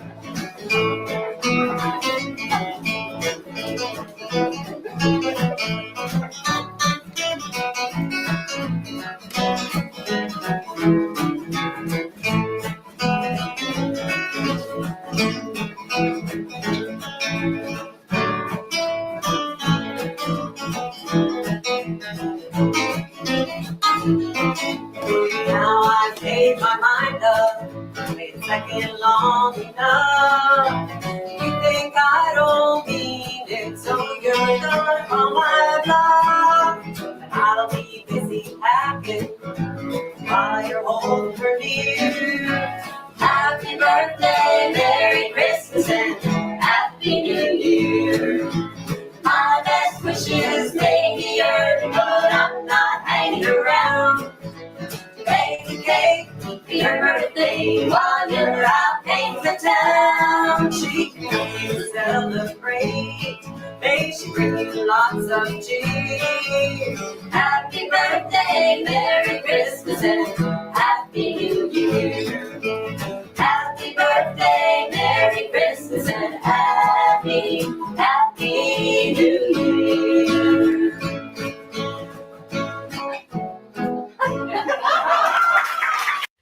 Now, I have played that song before. Not that version of that. Well, not by the Blue Moon Cowgirls, but I have played that song before. And it's a funny song because she's singing happy birthday to her boyfriend who she's kicking out. But I still like it. And Liddy Lou, happy birthday and Merry Christmas and Happy New Year as well. And it is kind of a new year, right? It's a new astrological year, the astrological new year. We're in Aries. So that's what we're going to be talking about tonight, particularly Neptune in Aries. And why don't we talk a little bit about it? One of the things that I have been picking up on, and perhaps some of you are doing the same in your own way, but one of the things I've been picking up on, like when we have a major transit and it's a big one that's going to affect all of us. When I look at it, I begin to feel it on an intuitive level, and then I can sort of see it begin to manifest. And one of the things that I'm picking up on here with Neptune and Aries is the phrase onward Christian soldier. And when you think about it and you break down Neptune is a sign that rules religion and faith. And sometimes Neptune in its perhaps most intoxicated form can be incredibly zealous, right? It's the type of faith that leads people to become suicide bombers, or the type of faith that leads people to march thousands of miles so that they can be part of a crusade. To me, this is a part of Neptune and Aries that we're going to be dealing with, because Neptune, again, when it comes to religion, right, you have the Sagittarian version of religion, which is hardcore, it's orthodox, it's following the letter of the spiritual law, which is Sagittarian. But Neptune is the spirit, right? And the spirit can be very, very different depending upon the time. If you go back and you look at the 1960s, and even to some extent into the 70s, we had Neptune in Scorpio.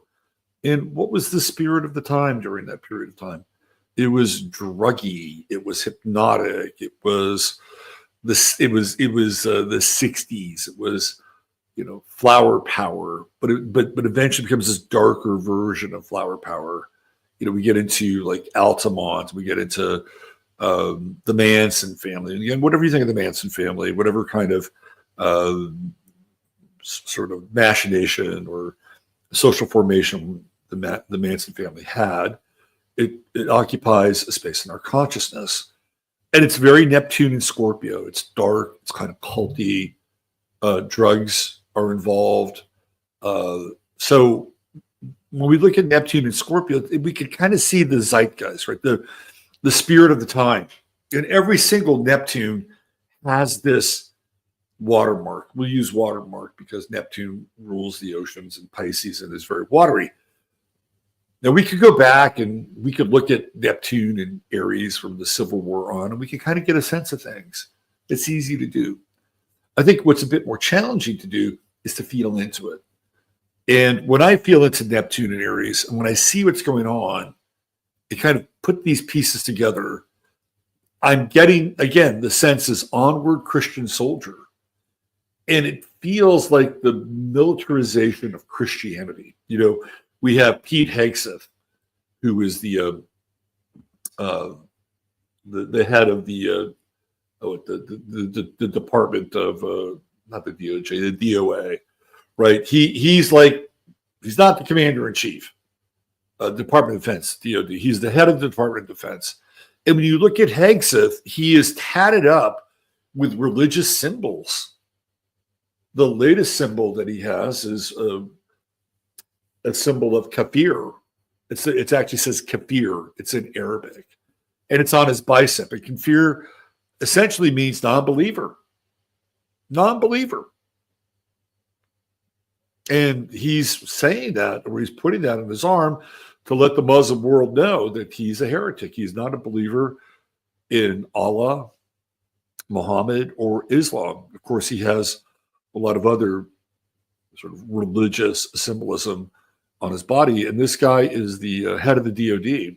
So I'm giving you some kind of pictorial imagery. If you haven't seen it, I'm sure I could dial it up, but it's there, right? So this is what I'm talking about.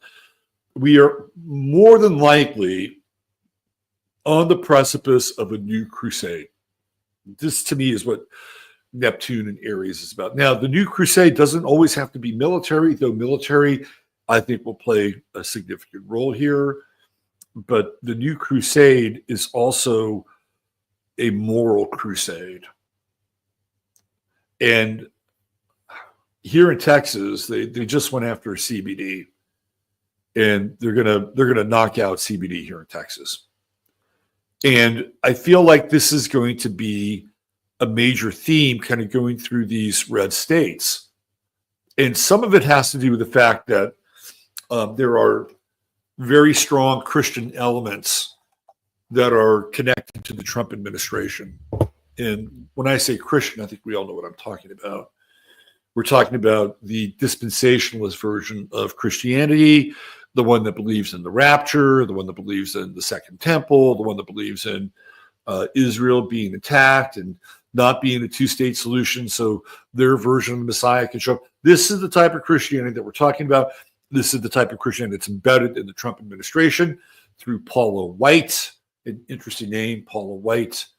Whenever we think of Aries, I think of Aryan, and I do think of white as it relates to those two words, not in the loaded sense, but I think if we were to play word association, the majority of you would get there at a certain point. And this is the spiritual figurehead for people inside the Trump administration and the people that follow Donald Trump, right? So it's not just that. I'll give you another, what's the word I'm looking for? Another vibration that I picked up on. And it has to do with a client that I had, super person. And I shared this, I think, before. This client's daughter married somebody who is older and very Christian. And it's the, hey, I'm the man of the house, the man of God variety, and you're going to do whatever I say kind of Christianity. And as a result of that, he threw down the message, the memo that, yeah, the grandkids aren't going over to visit grandma because she might be a witch. I'm serious. This is a theme that you're going to see emerge. Why? Because there's going to be more chaos. And as we have more chaos, a lot of people can't deal with chaos. They can't handle chaos. So they run for these organizing principles that help them deal with chaos. And by the way, I am not saying that a person should not have a quest to understand and find God within themselves. I think it's a really important part of our journey. Very important part. And, you know, I'll raise my hand where I've had occasions in my life where the chaos was just out of control. And I needed a spiritual hand to pull me up, which has happened. And there was a period of my life where it was very significant and really saved me. And I literally turned my life over to God. And you know, God did not disappoint me. And I was uplifted vibrationally on so many levels. And I'll always be grateful for that. And I believe that that's a really important part of our lives. And we get into those places that are very dark and we can't seem to get out of them. There's only really one way out, and that's to surrender and humbly ask for help. You know, luckily I was young enough where I didn't have a lot of built up arrogance or pride because my world was really breaking down. And that's exactly what happened. So I'm not discouraging people from doing that, but that was an individual journey on my part. You know, I didn't have somebody from some church reach out to me and want to give me a helping hand or have you heard the good news? And this was my own sort of, you know, declaration and request. So be it. There it was. It happened over a period of time. And I feel like there are a lot of people who are going to be moving into that space because things are going to get much more chaotic. And when it happens, if they don't have the tools, the requisite tools, and let's be honest, a lot of people don't. You know, where we are now is completely uncharted territory. I mean, just look at the outer planets. We're going to have Uranus kicking in here in Gemini in the not so distant future. All the outer planets are changing. The focal points that we have set our sights on, you know, with the horizon are gone. They've moved. So we don't have the same focal points. We may not even have the same horizon. And for a lot of people, that's going to be very, very troubling. So you're going to have a lot of people looking for spiritual and religious answers. And it feels like this version of the Christian right is rising. It's like a tide that's rising. And that's why the phrase "onward Christian soldier" is something that really jumps out when I think of Neptune and Aries. Let's take another kind of a look at Neptune and Aries. The war on drugs. War on drugs.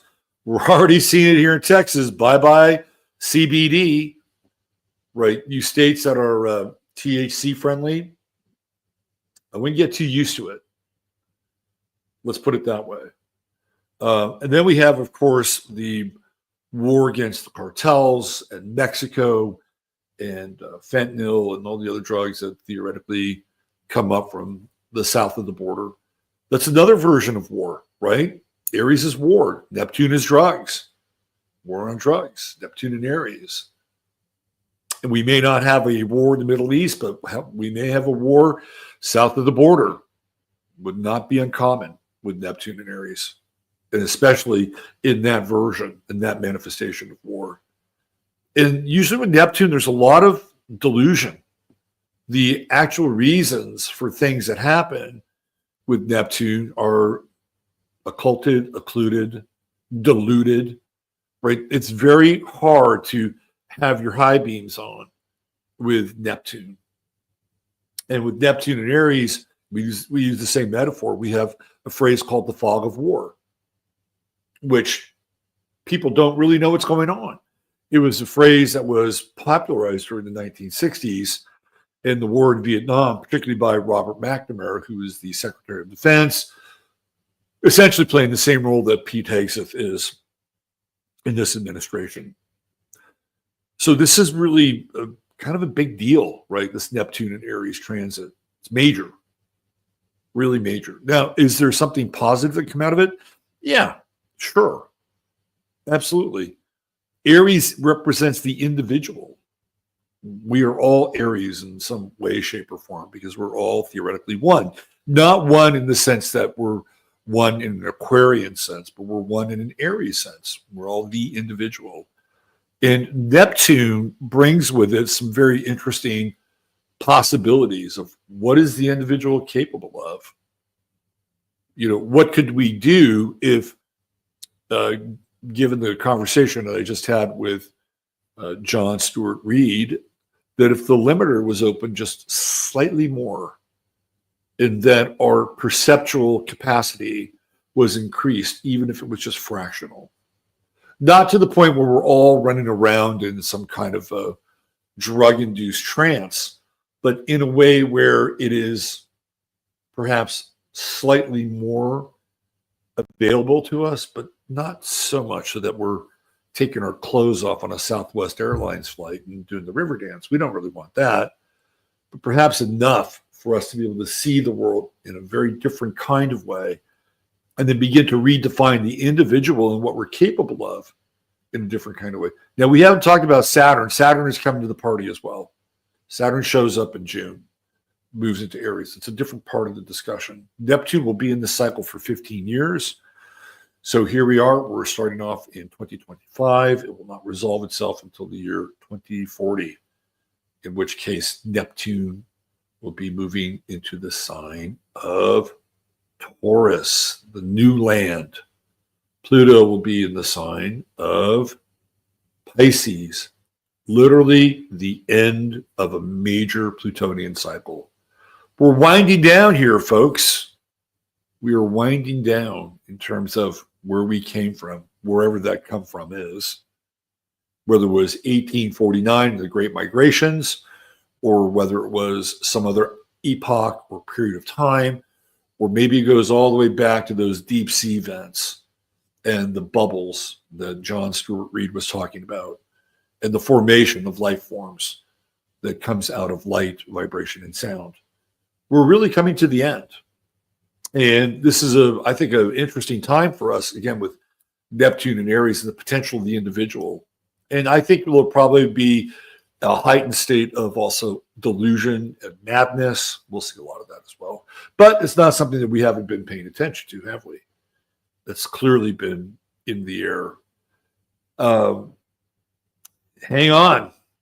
Hang on to yourselves. It's going to get, we keep saying it's going to get crazy. It already is fucking crazy, right? It already is crazy. But Neptune and Aries, you're going to see people do outrageous shit.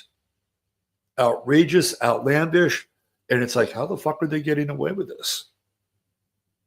That's going to be a major theme with Neptune and Aries, and then whipping up the masses and getting the masses to do the bidding of the war merchants.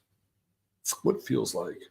But this hardcore religious, especially on the Christian side, this is the one part of it I'm a little, I wouldn't say I'm troubled, but it feels unsettling because there are people, if you do not conform to a very strict standard of what a particular version of Christianity has in store for us, then you are a heretic.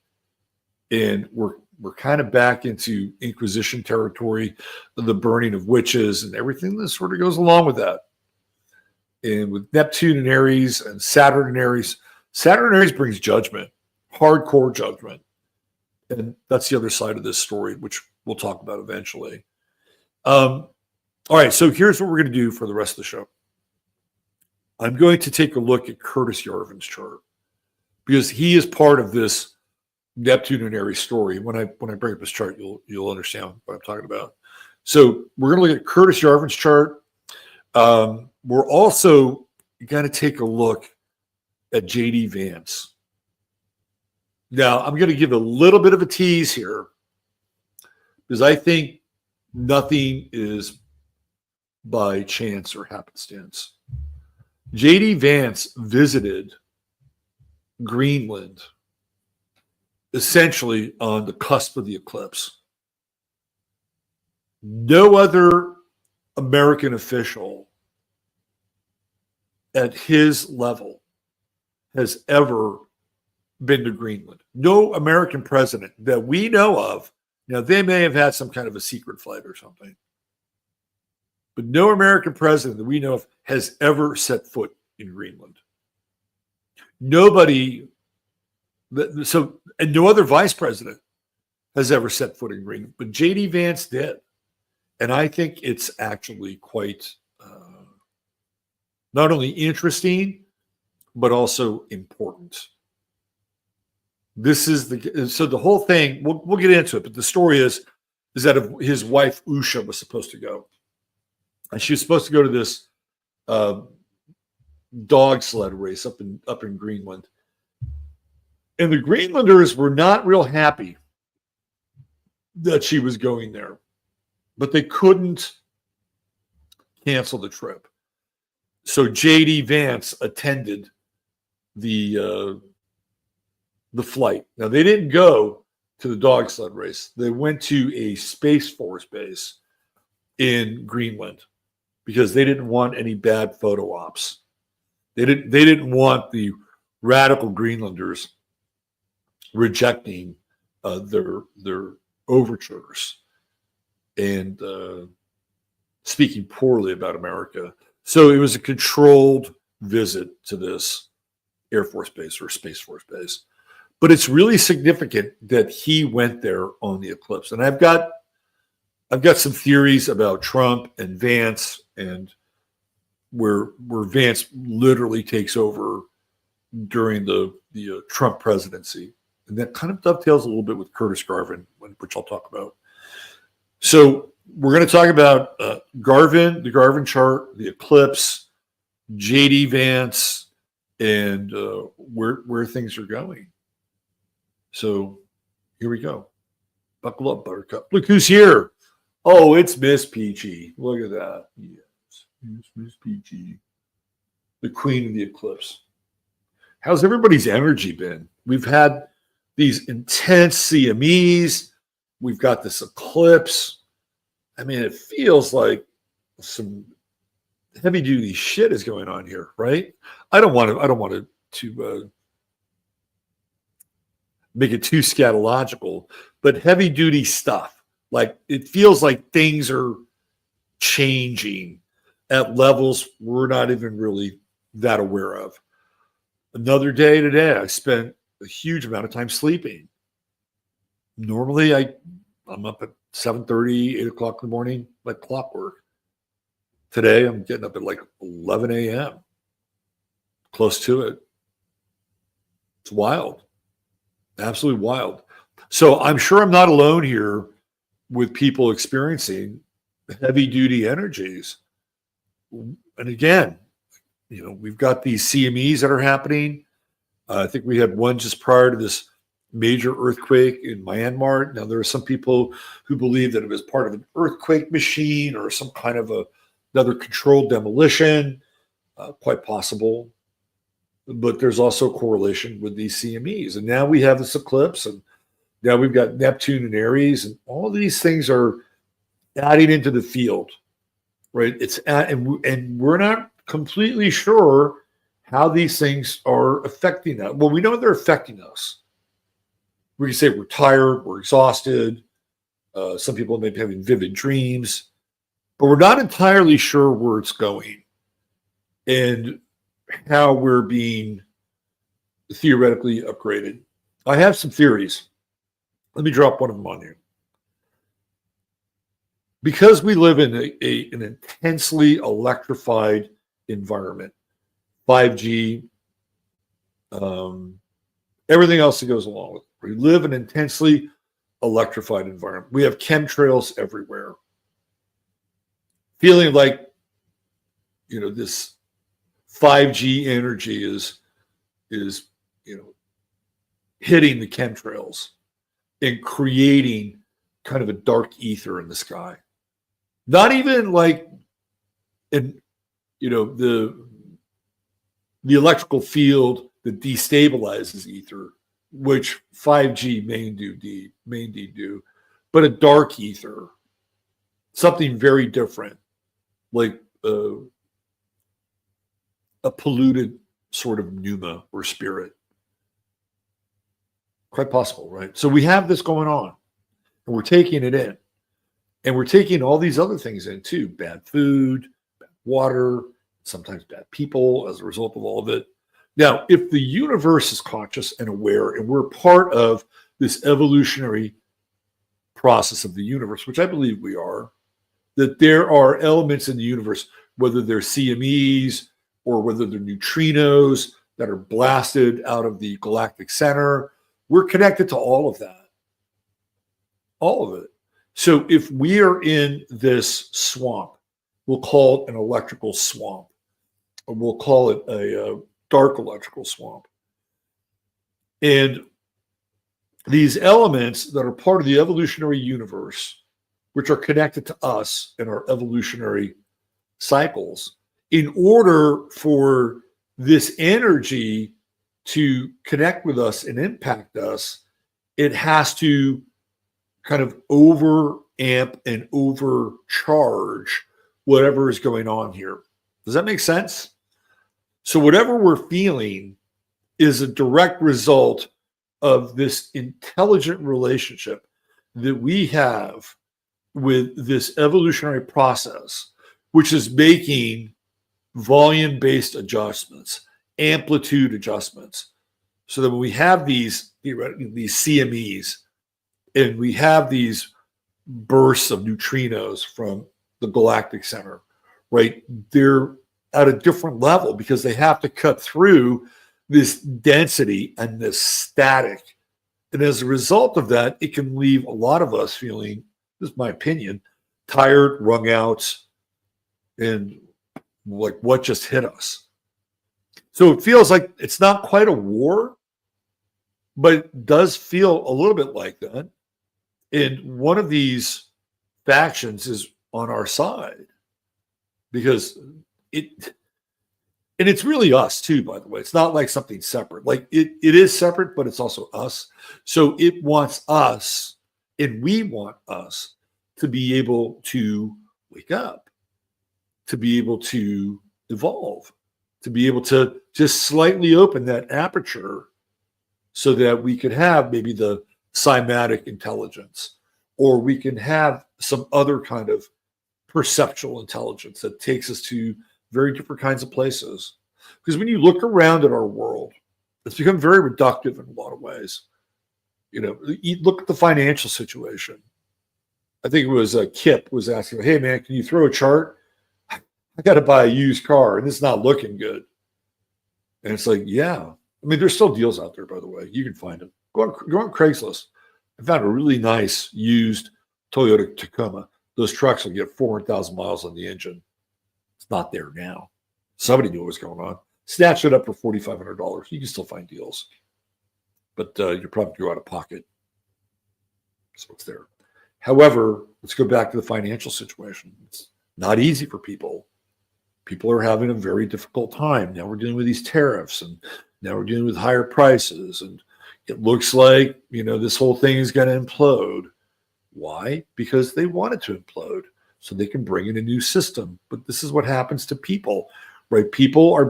We're in a phase, and this has all started when Uranus moved into Taurus, which is in its detriment. Everything becomes reductive, totally reductive. We get into these binary flame wars about anything, as long as it's binary, like family versus people that want to have their kids in pods, right?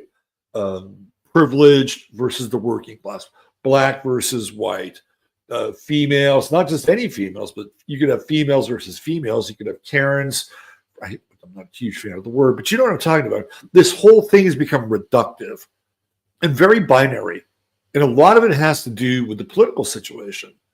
The political situation has put us in a cage which encourages this duality, this polarity, this kind of binary, this side versus this side equation. And like, sometimes it's the way it is. Sometimes it happens. And that's why they have things like MMA in the octagon. You get two people, you put them inside of a octagon and you say, go, right? That's the binary expression. Somebody's going to come out of that a winner. It's just the way it is. Sometimes that's how life is. You're in a binary relationship. If you're in a marriage or a partnership and it's exclusively monogamous, you're in a binary relationship with that individual. So I'm not saying that binary is bad. I mean, it serves a purpose. It's a container.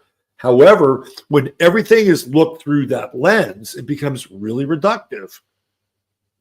And this is where we've been sort of pushed. We've been pushed into this space of duality.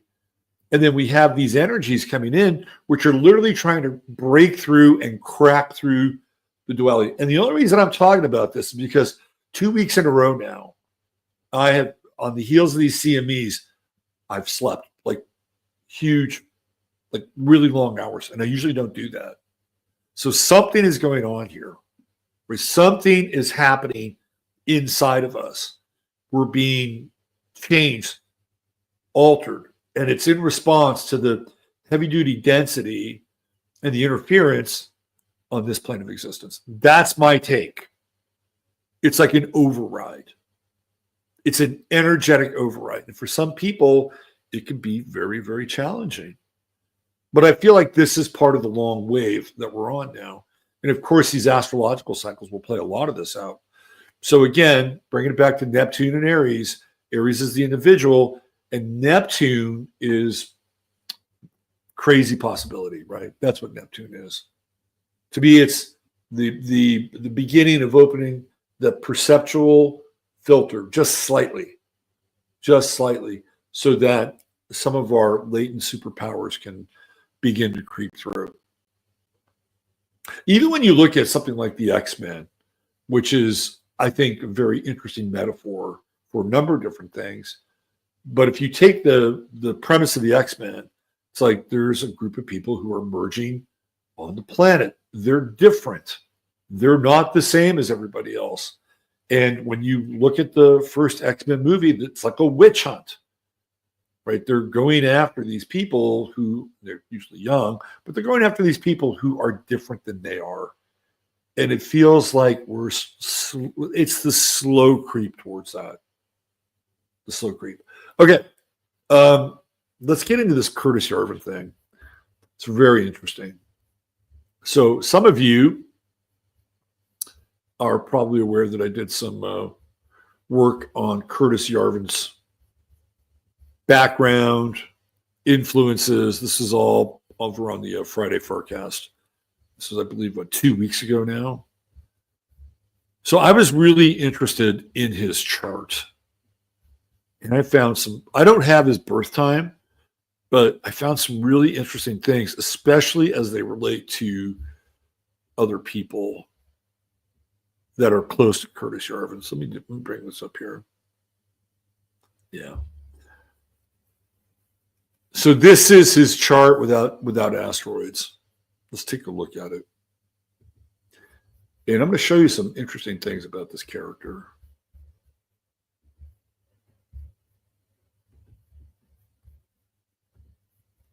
If you're not familiar, if you're new to the show and you're not familiar with Curtis Yarvin, he is the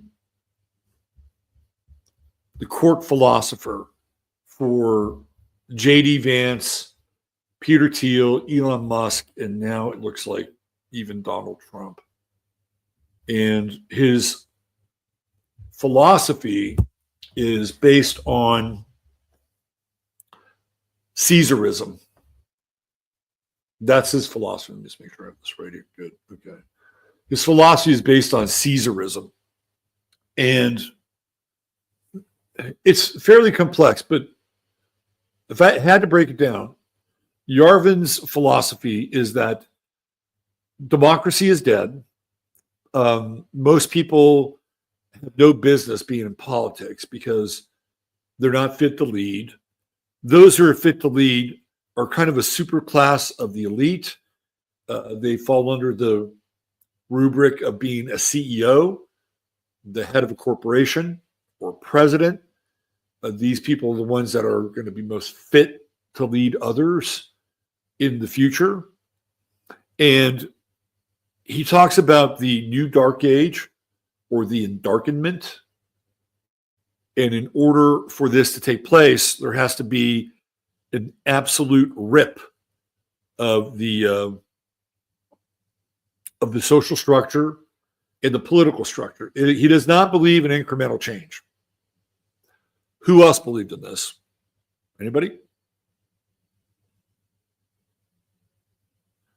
Going once, going twice, going three times.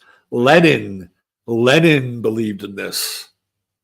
If you go back and look at the evolution of the Communist Party in Russia, as they plotted and schemed to overthrow Nicholas and Alexander, there were two groups that were jockeying for control.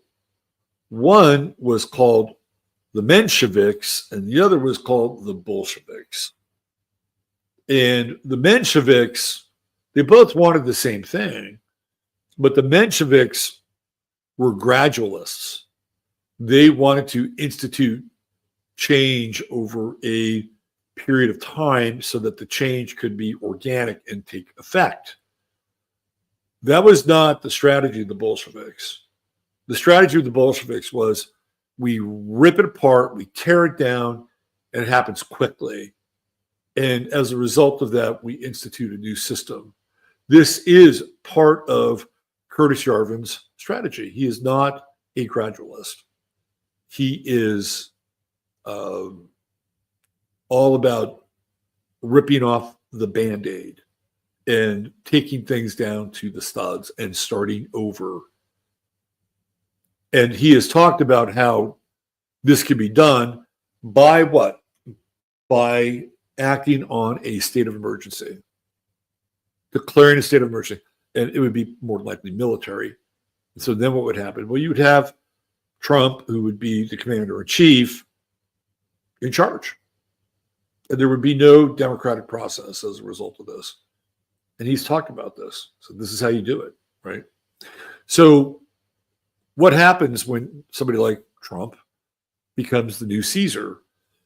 He essentially has complete and utter power. It's a type of oligarchy. However, he also serves, these are Yarvin's words, he serves at the pleasure of a group of people who comprise this intelligentsia.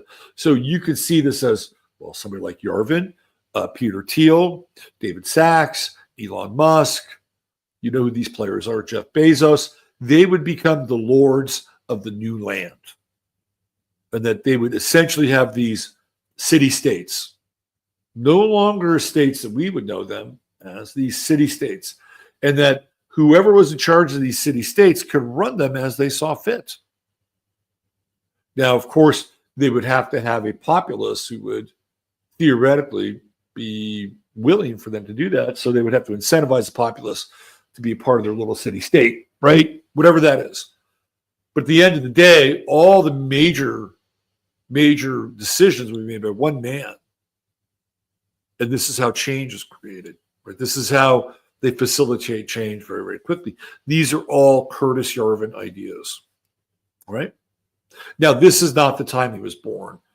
I just use this time for a particular reason. But what you'll see here is when I do a synastry chart with Yarvin, Trump, Musk, and Thiel, you'll see where some very interesting connections, especially with Donald Trump. But while we're here, let's take a look at the chart, okay? So we know he's a Cancer, 4 degrees Cancer. And he has Venus and Mercury also in Cancer. And he has Saturn in Gemini. So he's actually quite martial, isn't he, for Cancer? He has very strong ideas and strong ideas about leadership. Where does that come from? Mars and Aries right there. He's got Mars in frickin' Aries. Not only that, but he has a Mars-Pluto opposition, a Pluto-Sun square, and a Mars Sun square. This is a guy who is hell-bent on social change and completely overthrowing the social order. It's in his chart. You said, well, what if he was some everyday guy? Well, it wouldn't matter. If he was some everyday guy, if he was working at some kind of a manufacturing plant, he'd be the union leader that would overthrow something. Or if he, like, this chart is transferable. Like, this is who this dude is. So let's take a look at Mars and Aries. What can we make a connection with Mars? It's Neptune. Hello. Neptune is coming in on Curtis Yarvin's Mars. Isn't that interesting? So his ideas might be very appealing to people in power because it empowers them. Ooh, I like this. If I was somebody in power, if I was Jeff Bezos, if I was Donald Trump, I'd be flying Curtis Yarvin down to Mar-a-Lago, or I'd be flying Curtis Yarvin into wherever Jeff Bezos is hanging out these days. Because this is a guy who supports that kind of hardcore top-down structure. When you look at, and we're going to look at some people that have some of these aspects like Mars, Pluto opposition, Mars Sun square, Pluto Sun square, like they're very heavy, some heavy-duty people that have these aspects in their chart. Now, a Neptune-Mars conjunction would be very delusional too. Kind of like, well, here we go. You know, they're putting my plan into action. I can see it all taking place. He's got a blog. He's on Substack. If you want, just type in Curtis Yarvin. You can find out more about his ideas. He is not a man of the people. He is the true node in Capricorn. If he was a man of the people, it would be South Node in Cancer, wouldn't it now? It'd be at 7 degrees conjunct the sun. Maybe it might help him if he remembers that every now and then. But his true node in Capricorn says, no, I'm not down with the people. I'm not down with the folk. My trajectory in this lifetime is hierarchies, and I want to be at the top. Right? That is the true node in Capricorn. Now, you may have the true node in Capricorn, and you may not be Curtis Yarvin. I wouldn't sweat it. But based on his chart, I can tell you that this is what this guy wants. True node squaring Mars by any means necessary. Interestingly, is Jupiter in Aquarius, and it's retrograde, and Pluto's come. It's not quite there. It's getting close. What are we looking at Pluto here? It is sextiling his Mars. And what's going to happen when Saturn gets on his Mars? It's going to work. very, very hard to implement the changes that he believes philosophically are essential for America to turn the next page. So if you don't know who this guy is, you should probably start to pay attention. And a lot of people want to dismiss him and say, oh, yeah, he's just a crackpot. And, he's just kind of a moldy, geek who learned software and politics from UC Berkeley. I would suggest that he's probably more than that, especially when he has the ears of people who are in power. And when you see what's going on with the government cutting all these positions, this is something that is like a major plank in the Yarvin philosophy. Get rid of the government, trim the fat. This is kind of the libertarian side of it, but it's not completely libertarian because you need a Caesar at the top in order to implement this. So will Neptune here, will he become a little drunk with power? Quite possibly. It's very possible. Neptune's been trining Mercury, it's been trining his Venus. So I think he's been having a huge amount of influence with people that are listening to him. That's the Neptune Mercury trine, Neptune Venus trine. He's in their ears, right? He's got Saturn coming in there, trining his Venus, trining his Mercury. He's going to have Saturn sitting on his Mars. That is the execution of a long-term plan. He's got Moon in Aries. We're just coming off the Moon in Aries. A pretty interesting eclipse for this dude. And he's got Chiron. He's hitting this Chiron return. That was 2 years ago, 2023. So he's ready to put his plan into action. He's post 50 now. He's 52. And this is what happens when you go through your Chiron. Now, I don't know if Uranus is on his ascendant. This is not the time that he's born. There's not a time available for that. But just take a look. Take a look at that Mars. Pluto is sextiling his Mars. And again, this isn't just anybody. This is somebody who has the ear of people inside of Washington in a very, very big kind of way. And they're already implementing some of his strategies. Doge is all about a Yarvin-esque strategy. When you see Elon Musk with his dark MAGA cap on, he's literally lining up or aligning with Curtis Yarvin. And again, this Mars it's not your typical Mars. He's not your typical person who has these aspects in his chart. And right now, transiting Mars is on his Venus, transiting Mars is on his Mercury. I don't know what kind of conversations go on between him and these people inside the White House, but I can tell you right now, this guy is telling them to put the pedal to the metal.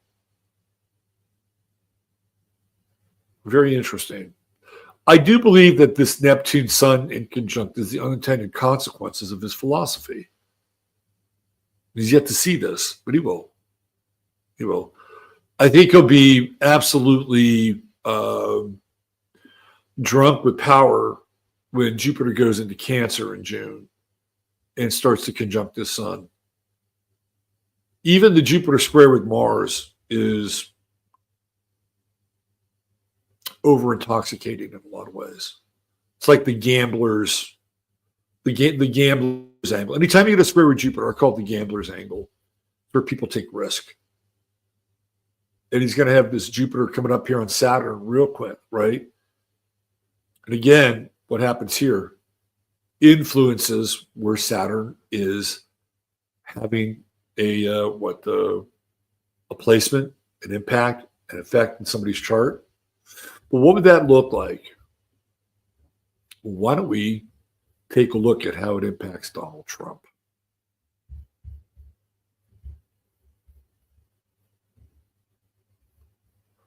This is a synastry chart between Trump and Curtis Yarvin. That's Curtis Yarvin's Saturn, right there, sitting right on top of Trump's Sun. And transiting Jupiter is going to come in and conjunct that. So his power and his sway with Trump is just starting. Because what's going to happen with Jupiter? It's going to go into Cancer, and it's going to hit all of Trump's 11th house planets. Now, if you want to play the past life game, this guy has done this with Trump before. He has been a voice in Trump's ear at some other iteration or incarnation, right? That's the South Node conjunct Mercury right there, right? This is the whisper, the voice. And that's his son. His son is conjunct Trump's Mercury. He has the keys to influence Donald Trump in a very significant way. Let's take a look over here. Here's Trump's Saturn Venus. And what do we have over here? We have Yarvin's Venus Mercury. Conjunct, ka-ching, ka-ching. Contact. He's very influential with Donald Trump. Astrologically, the fingerprints, the forensics, they are all here. And he is just getting started. Right there. Boom. Vesta, this is the long-term view, the long-term plan, and Donald Trump is listening. This is how he's impacting him. Significant. And if you don't think Trump likes what he's hearing, oh, you're wrong. You're absolutely wrong. He loves what he's hearing. So Yarvin's moon is in Aries. It's in Trump's 9th house. And it's interesting, right, that Trump has gone on kind of this annexation tour. First, we're going to annex the name of the Gulf of Mexico, Gulf of America. Let's annex Canada. Hey, let's annex Greenland. That's all 9th house stuff in Trump's chart, and his moon is here. So where do you think he might be getting some of that annexation information? Would not be surprised if it's Curtis Yarvin. Let's drop down here. All right. What do we have? We've got his Uranus conjuncting Trump's Jupiter. And this is radical action. Absolutely radical action. Here's that Mars-Pluto opposition as well. Now, I wouldn't say that Curtis Yarvin is going to be looking to take Donald Trump out with the Mars-Pluto opposition. However, his Mars is in Trump's 8th house. And it does oppose his Pluto, which is on Trump's Neptune. And I do think that there's a very, I don't think Trump is going to make these next 4 years. I've said this for a long time, and I could be completely wrong. He could run this thing out and run the next term out, but I don't think it's going to happen because the guy is JD Vance. He is the guy. He's the one that went to Greenland. Right? He went to Greenland. He went to Paris. He went to Germany. When Trump was kind of grilling, well, he wasn't really grilling yet, but when he was talking to Zelensky, who's the guy that stepped in and kind of put the hammer down? It was JD Vance. And when you look at Trump's chart and JD Vance's son is right in Trump's 12th house. And I put this up on Twitter. You want to pay attention to the middle of May, and that's when transiting Mars goes through Trump's 12th house and conjuncts Pluto. Keep an eye in the middle of May. Why? Well, we could go through some kind of a false flag, assassination attempt. We've seen it before with Trump. But I feel like all these guys are lined up with Vance. Vance is a huge advocate for Curtis Yarvin. Elon Musk is a huge advocate for Curtis Yarvin. Now, does that mean that they want to take Trump out because ultimately they think Vance will be a better Caesar than Trump? I do think Vance would be a better Caesar than Trump. The reason why is because he's a lot more even-keeled. Like Trump has the obvious mannerisms of a Caesar. Vance does not. And that's how Vance could really be a sneaky kind of Caesar. And he's shown himself to be the one who's pretty level-headed, right? He's shown himself to be the one who's articulate. He's shown himself to be the person who, when push comes to shove, might be able to be a solid, dependable representative of the people. Now, at this point, he's probably just as equally disliked as Trump is, but this is not how JD Vance is wired. So what I'm trying to do is give you a sense here with Curtis Yarvin, and particularly with Trump, and the major role he's playing right now in his chart, in his life, and in this presidency. Okay, the other person who Curtis Yarvin is also very much connected to is Elon Musk. Okay, so what do we have here? Well, these guys are like two little peas in a pod, because his son is conjunct Musk's son. They are born within days of each other. Now, different years, but within days of each other. Look how close that is. Look how close that is. His Saturn is in Musk's 12th house, conjunct Venus. That is a long-standing relationship and very much somebody who is behind the scenes. Now, his South Node, which is conjunct Trump's Mercury, is also conjunct Musk's sun, right? So we have another kind of past life effect here. Maybe the two that did this together in some other iteration, quite possibly Rome. They probably worked hand in glove, or they're doing it again. These guys are connected in a huge way. Look at his moon. His moon is right on top of Musk's midheaven, right? So this martial attitude, this aggressive relationship with saving money in the budget is very moon in Aries on the midheaven, because Cancer is a sign that's connected to conservatism, both from a political sense and also a economic sense.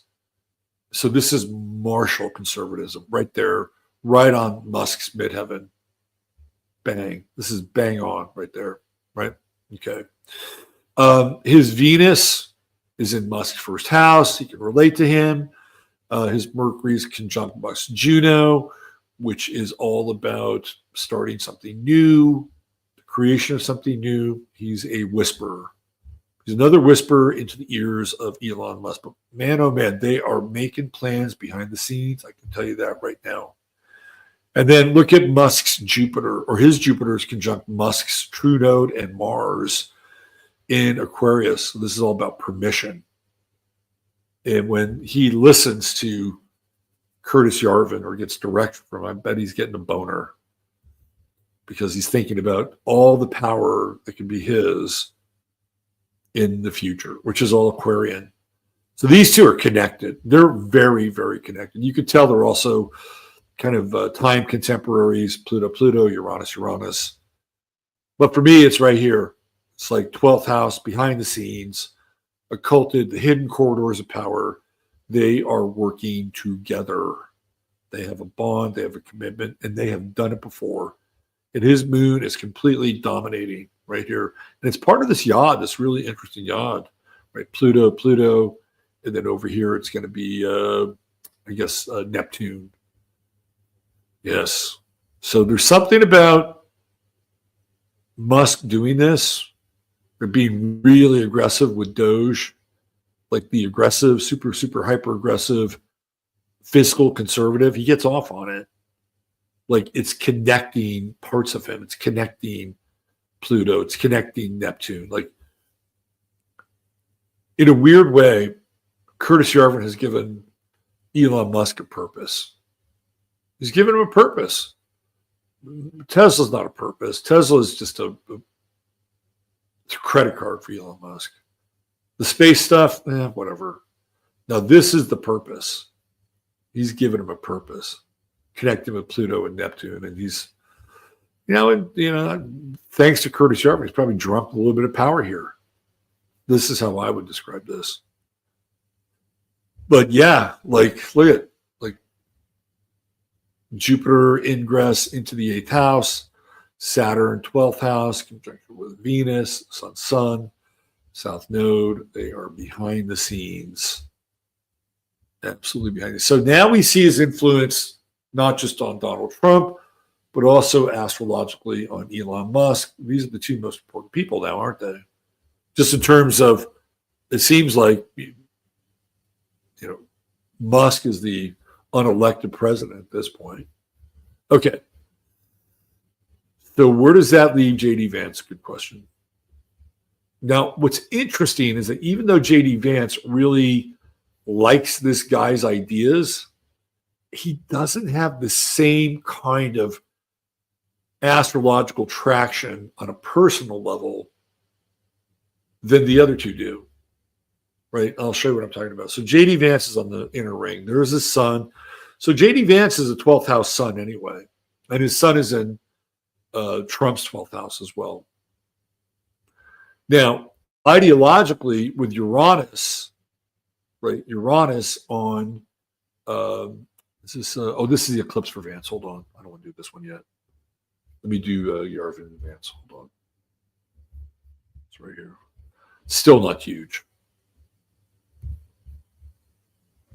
Doesn't have the same footprint. Okay, hold on. Let me get back in here.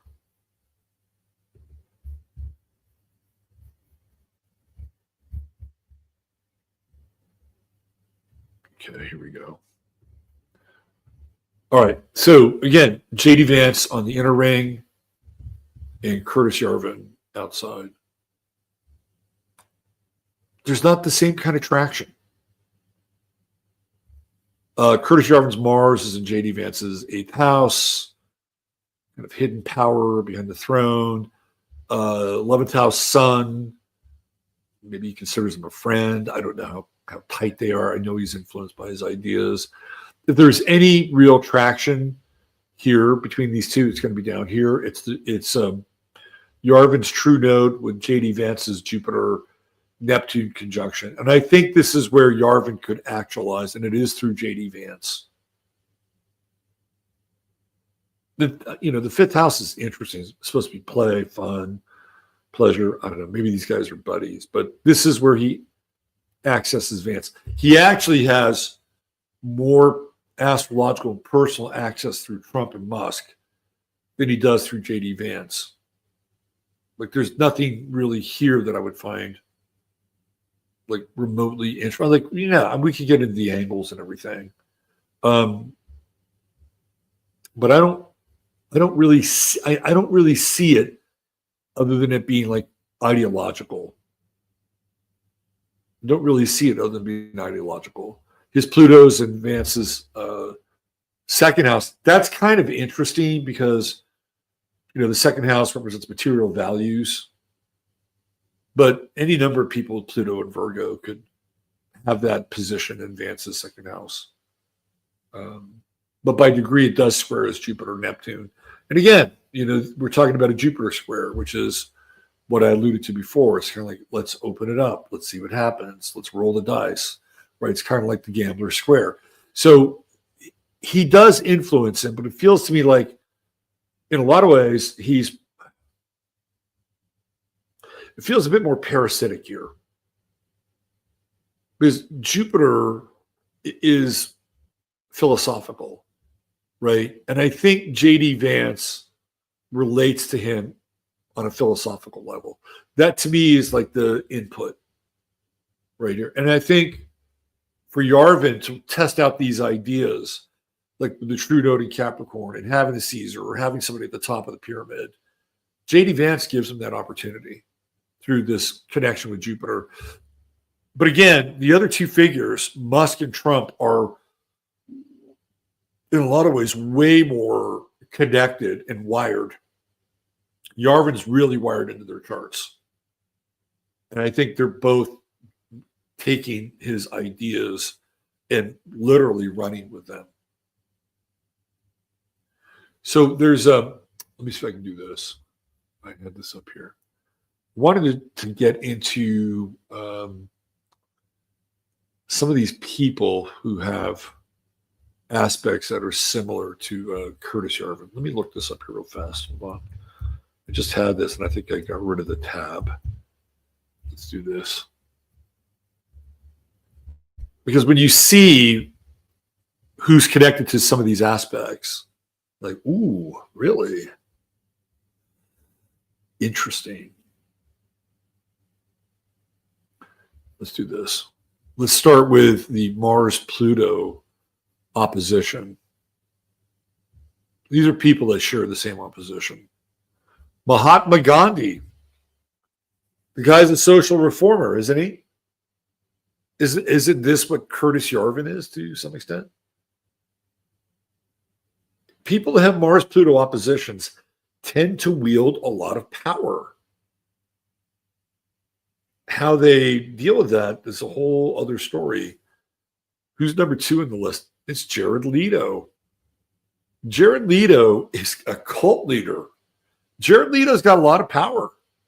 This guy can just go buy a fucking island somewhere in the South Pacific and have thousands of kind of mid-looking women show up. I'm sorry. It's true though. Show up and, he's got his own little cult, right? 30 Seconds to Mars, which is a very Mars-Pluto oppositional thing. Huge band. I remember one time I came home, but I was like, I don't know, 2017 maybe. I've been out a little bit. I came home and turned on the TV and I see this concert. I'm like, what the fuck is this concert? There was like thousands and thousands of people, and they were all like bumping and jumping to the beat, the sound, and they knew all the lyrics of the songs. Like, who the fuck is this? It's 30 Seconds to Mars with Jared Leto and his brother. I'm like, holy shit. I had no idea these guys were this big. That's a Mars-Pluto opposition. Like, even Curtis Yarvin, is Gandhi kind of a cult leader? Yeah, in some ways he is. Is Curtis Yarvin kind of a cult leader? Yeah, I think in some ways he is. It's a small cult, but nonetheless a cult. Jared Leto is a big cult leader. Yeah, you got Cindy Crawford. This is power. Look who else we have here. Woody Allen. He got undone by the Mars-Pluto opposition. Michelangelo. We got, I think, is Nixon coming up here? Yep, there's Nixon. Mars-Pluto. Nixon was powerful. Whatever you think of Nixon, that Mars-Pluto opposition. Now, it doesn't always end well for these Mars-Pluto opposition people. It arouses enemies. Now, Nixon did not have the T-square, like the Mars-Sun square and the Sun-Pluto square. He doesn't have that. So these are some other people here. But I felt like, John Benet Ramsey. I felt like, does he look like Elon Musk? Jamie Oliver looks like fucking Elon Musk. But those three I thought were really, there's Eric Andre, a Rosie O'Donnell, Mars-Pluto opposite. Those three, Jared Leto, Gandhi, and Nixon, I thought, man, that's some interesting company to be in with that Mars-Pluto opposition. There's more here too with our guy, Curtis Yarvin. Let me go back. People born on the same day. This is an interesting list as well. George Orwell, Tony Bourdain, the architect Gaudi, George Michael, a couple of Georges. Who else here?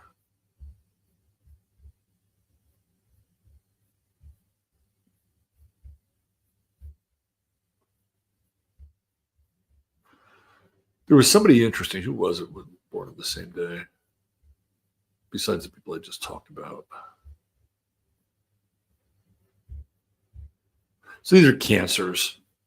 Oh, the late Dikembe Mutombo. That's a bummer. The director, Sidney Lumet. Okay. All right. And then what was the other aspect here? It was, Sun Square Mars, which is intense, man. These people are fighters. They're battlers. You have the two Jennifers, Aniston and Lawrence. A lot of really strong women with this Sun Mars Square. Catherine Zeta-Jones, Tina Turner, Jennifer Lawrence, Jennifer Aniston. These are, some of them are kind of manly looking too. Reese Witherspoon, Sun Square Mars. Stevie Nicks, Sun Square Mars. Who else? Kate Bush, Sun Square Mars. There's a lot of rock stars. Eddie Murphy, Sun Square Mars. Who else? Joan Rivers, Sun Square. These are like a lot of really feisty, powerful women. Grace Jones, Sun Square Mars. Tokyo, Sun Square Mars. Juliette Lewis, Sun Square Mars. Interesting. Terry Hatcher, yes, they're real. Lucille Ball, Sun Square Mars. A lot of feisty women, man. Robespierre, this is a guy with a Sun Mars square. Robespierre, one of the architects of the French Revolution. Sun Square Mars. His moon is at 27 Aries. And if I'm not mistaken, that is right around the same degree as Curtis Yarvin's moon. Let me just check on that. Where is he? Would be right here. So Curtis Yarvin's moon is at 28 Aries, 1 degree off of Robespierre's moon. A revolutionary. And not just any revolutionary now, was he? Okay, so that gives you some insight into Curtis Yarvin. He's intense. This is a guy who is driven. This is the nature of Pluto. Pluto is squaring his sun. Pluto is opposing Mars. You get into Pluto, you get into obsession. And I don't think he is, what's the word I'm looking for? I don't think he's going to be set with just being a paper tiger or some kind of ideologue. Like, he's not going to be resolved to just be, no, he wants to see this thing all the way through. Because that's the nature of Pluto, right? There's no middle ground with Pluto. It's like, yeah, I had this really good idea about governance, and a lot of people thought it was crazy. And, it's giving like one guy power, and, all of these high powered, like, tech engineer types who are really into efficiency, and let them kind of run their own parts of the United States in their own way. I had this really good idea, and nobody really listened. No, he is not that. He wants to see this thing happen. And that is Pluto. Pluto is, it's going to happen, or I'm going to die trying. That's the nature of Pluto here.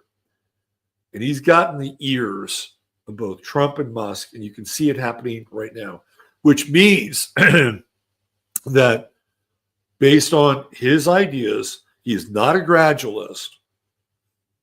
He's even suggested that Trump, day one, this was his suggestion, day one, when he became inaugurated, he would call a state of emergency, and they would use the immigration situation to do that.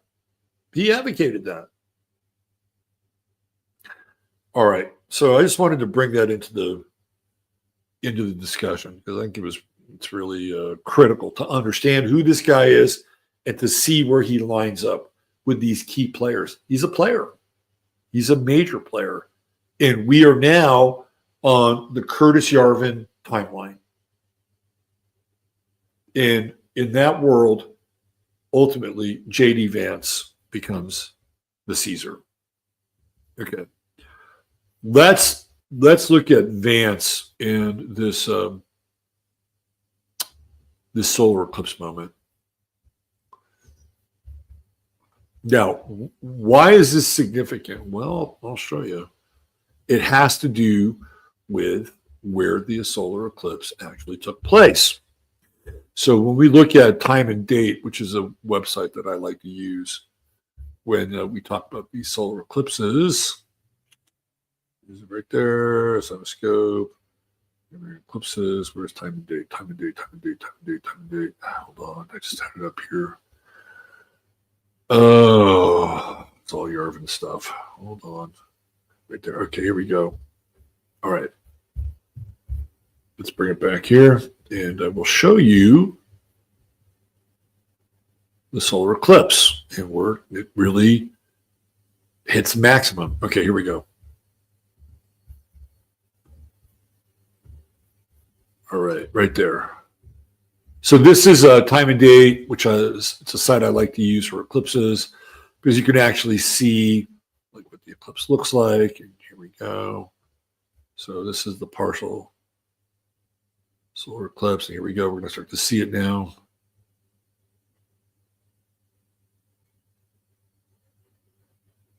That's the maximum. Gives you time, et cetera, et cetera, et cetera. Okay, there we go. Okay, so this is the eclipse path where it was seen. Hello? Like this is the majority of the eclipse, but look at Greenland. Greenland is deep into the eclipse zone. All right, let me do this. So this is going to be 100%. 100%. Let me back up here. Hold on.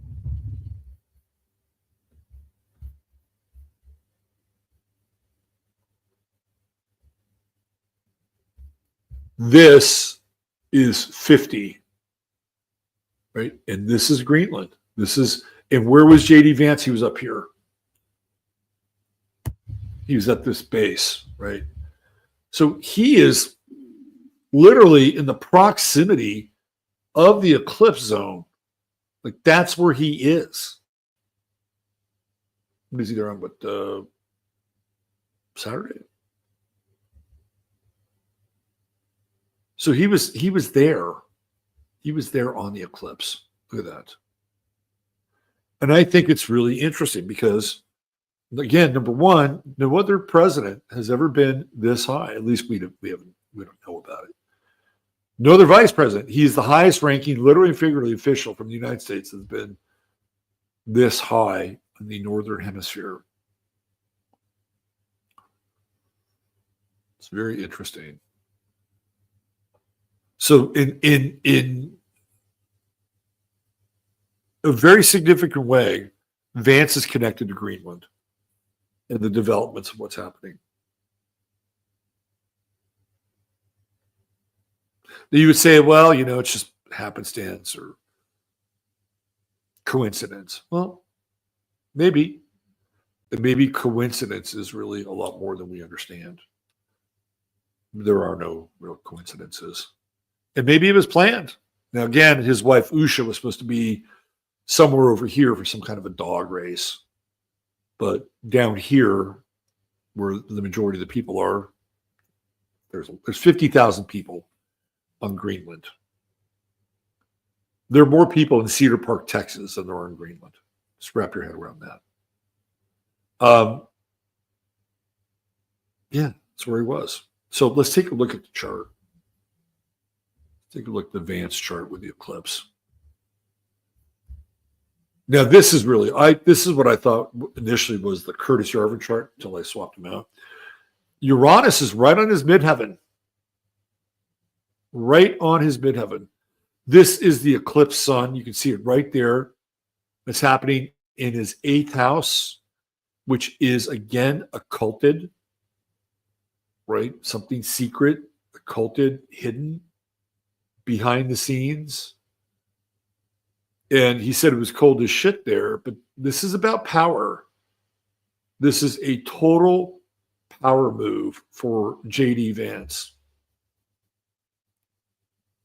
And when I say power move, do I mean politically powerful? Yes, I do.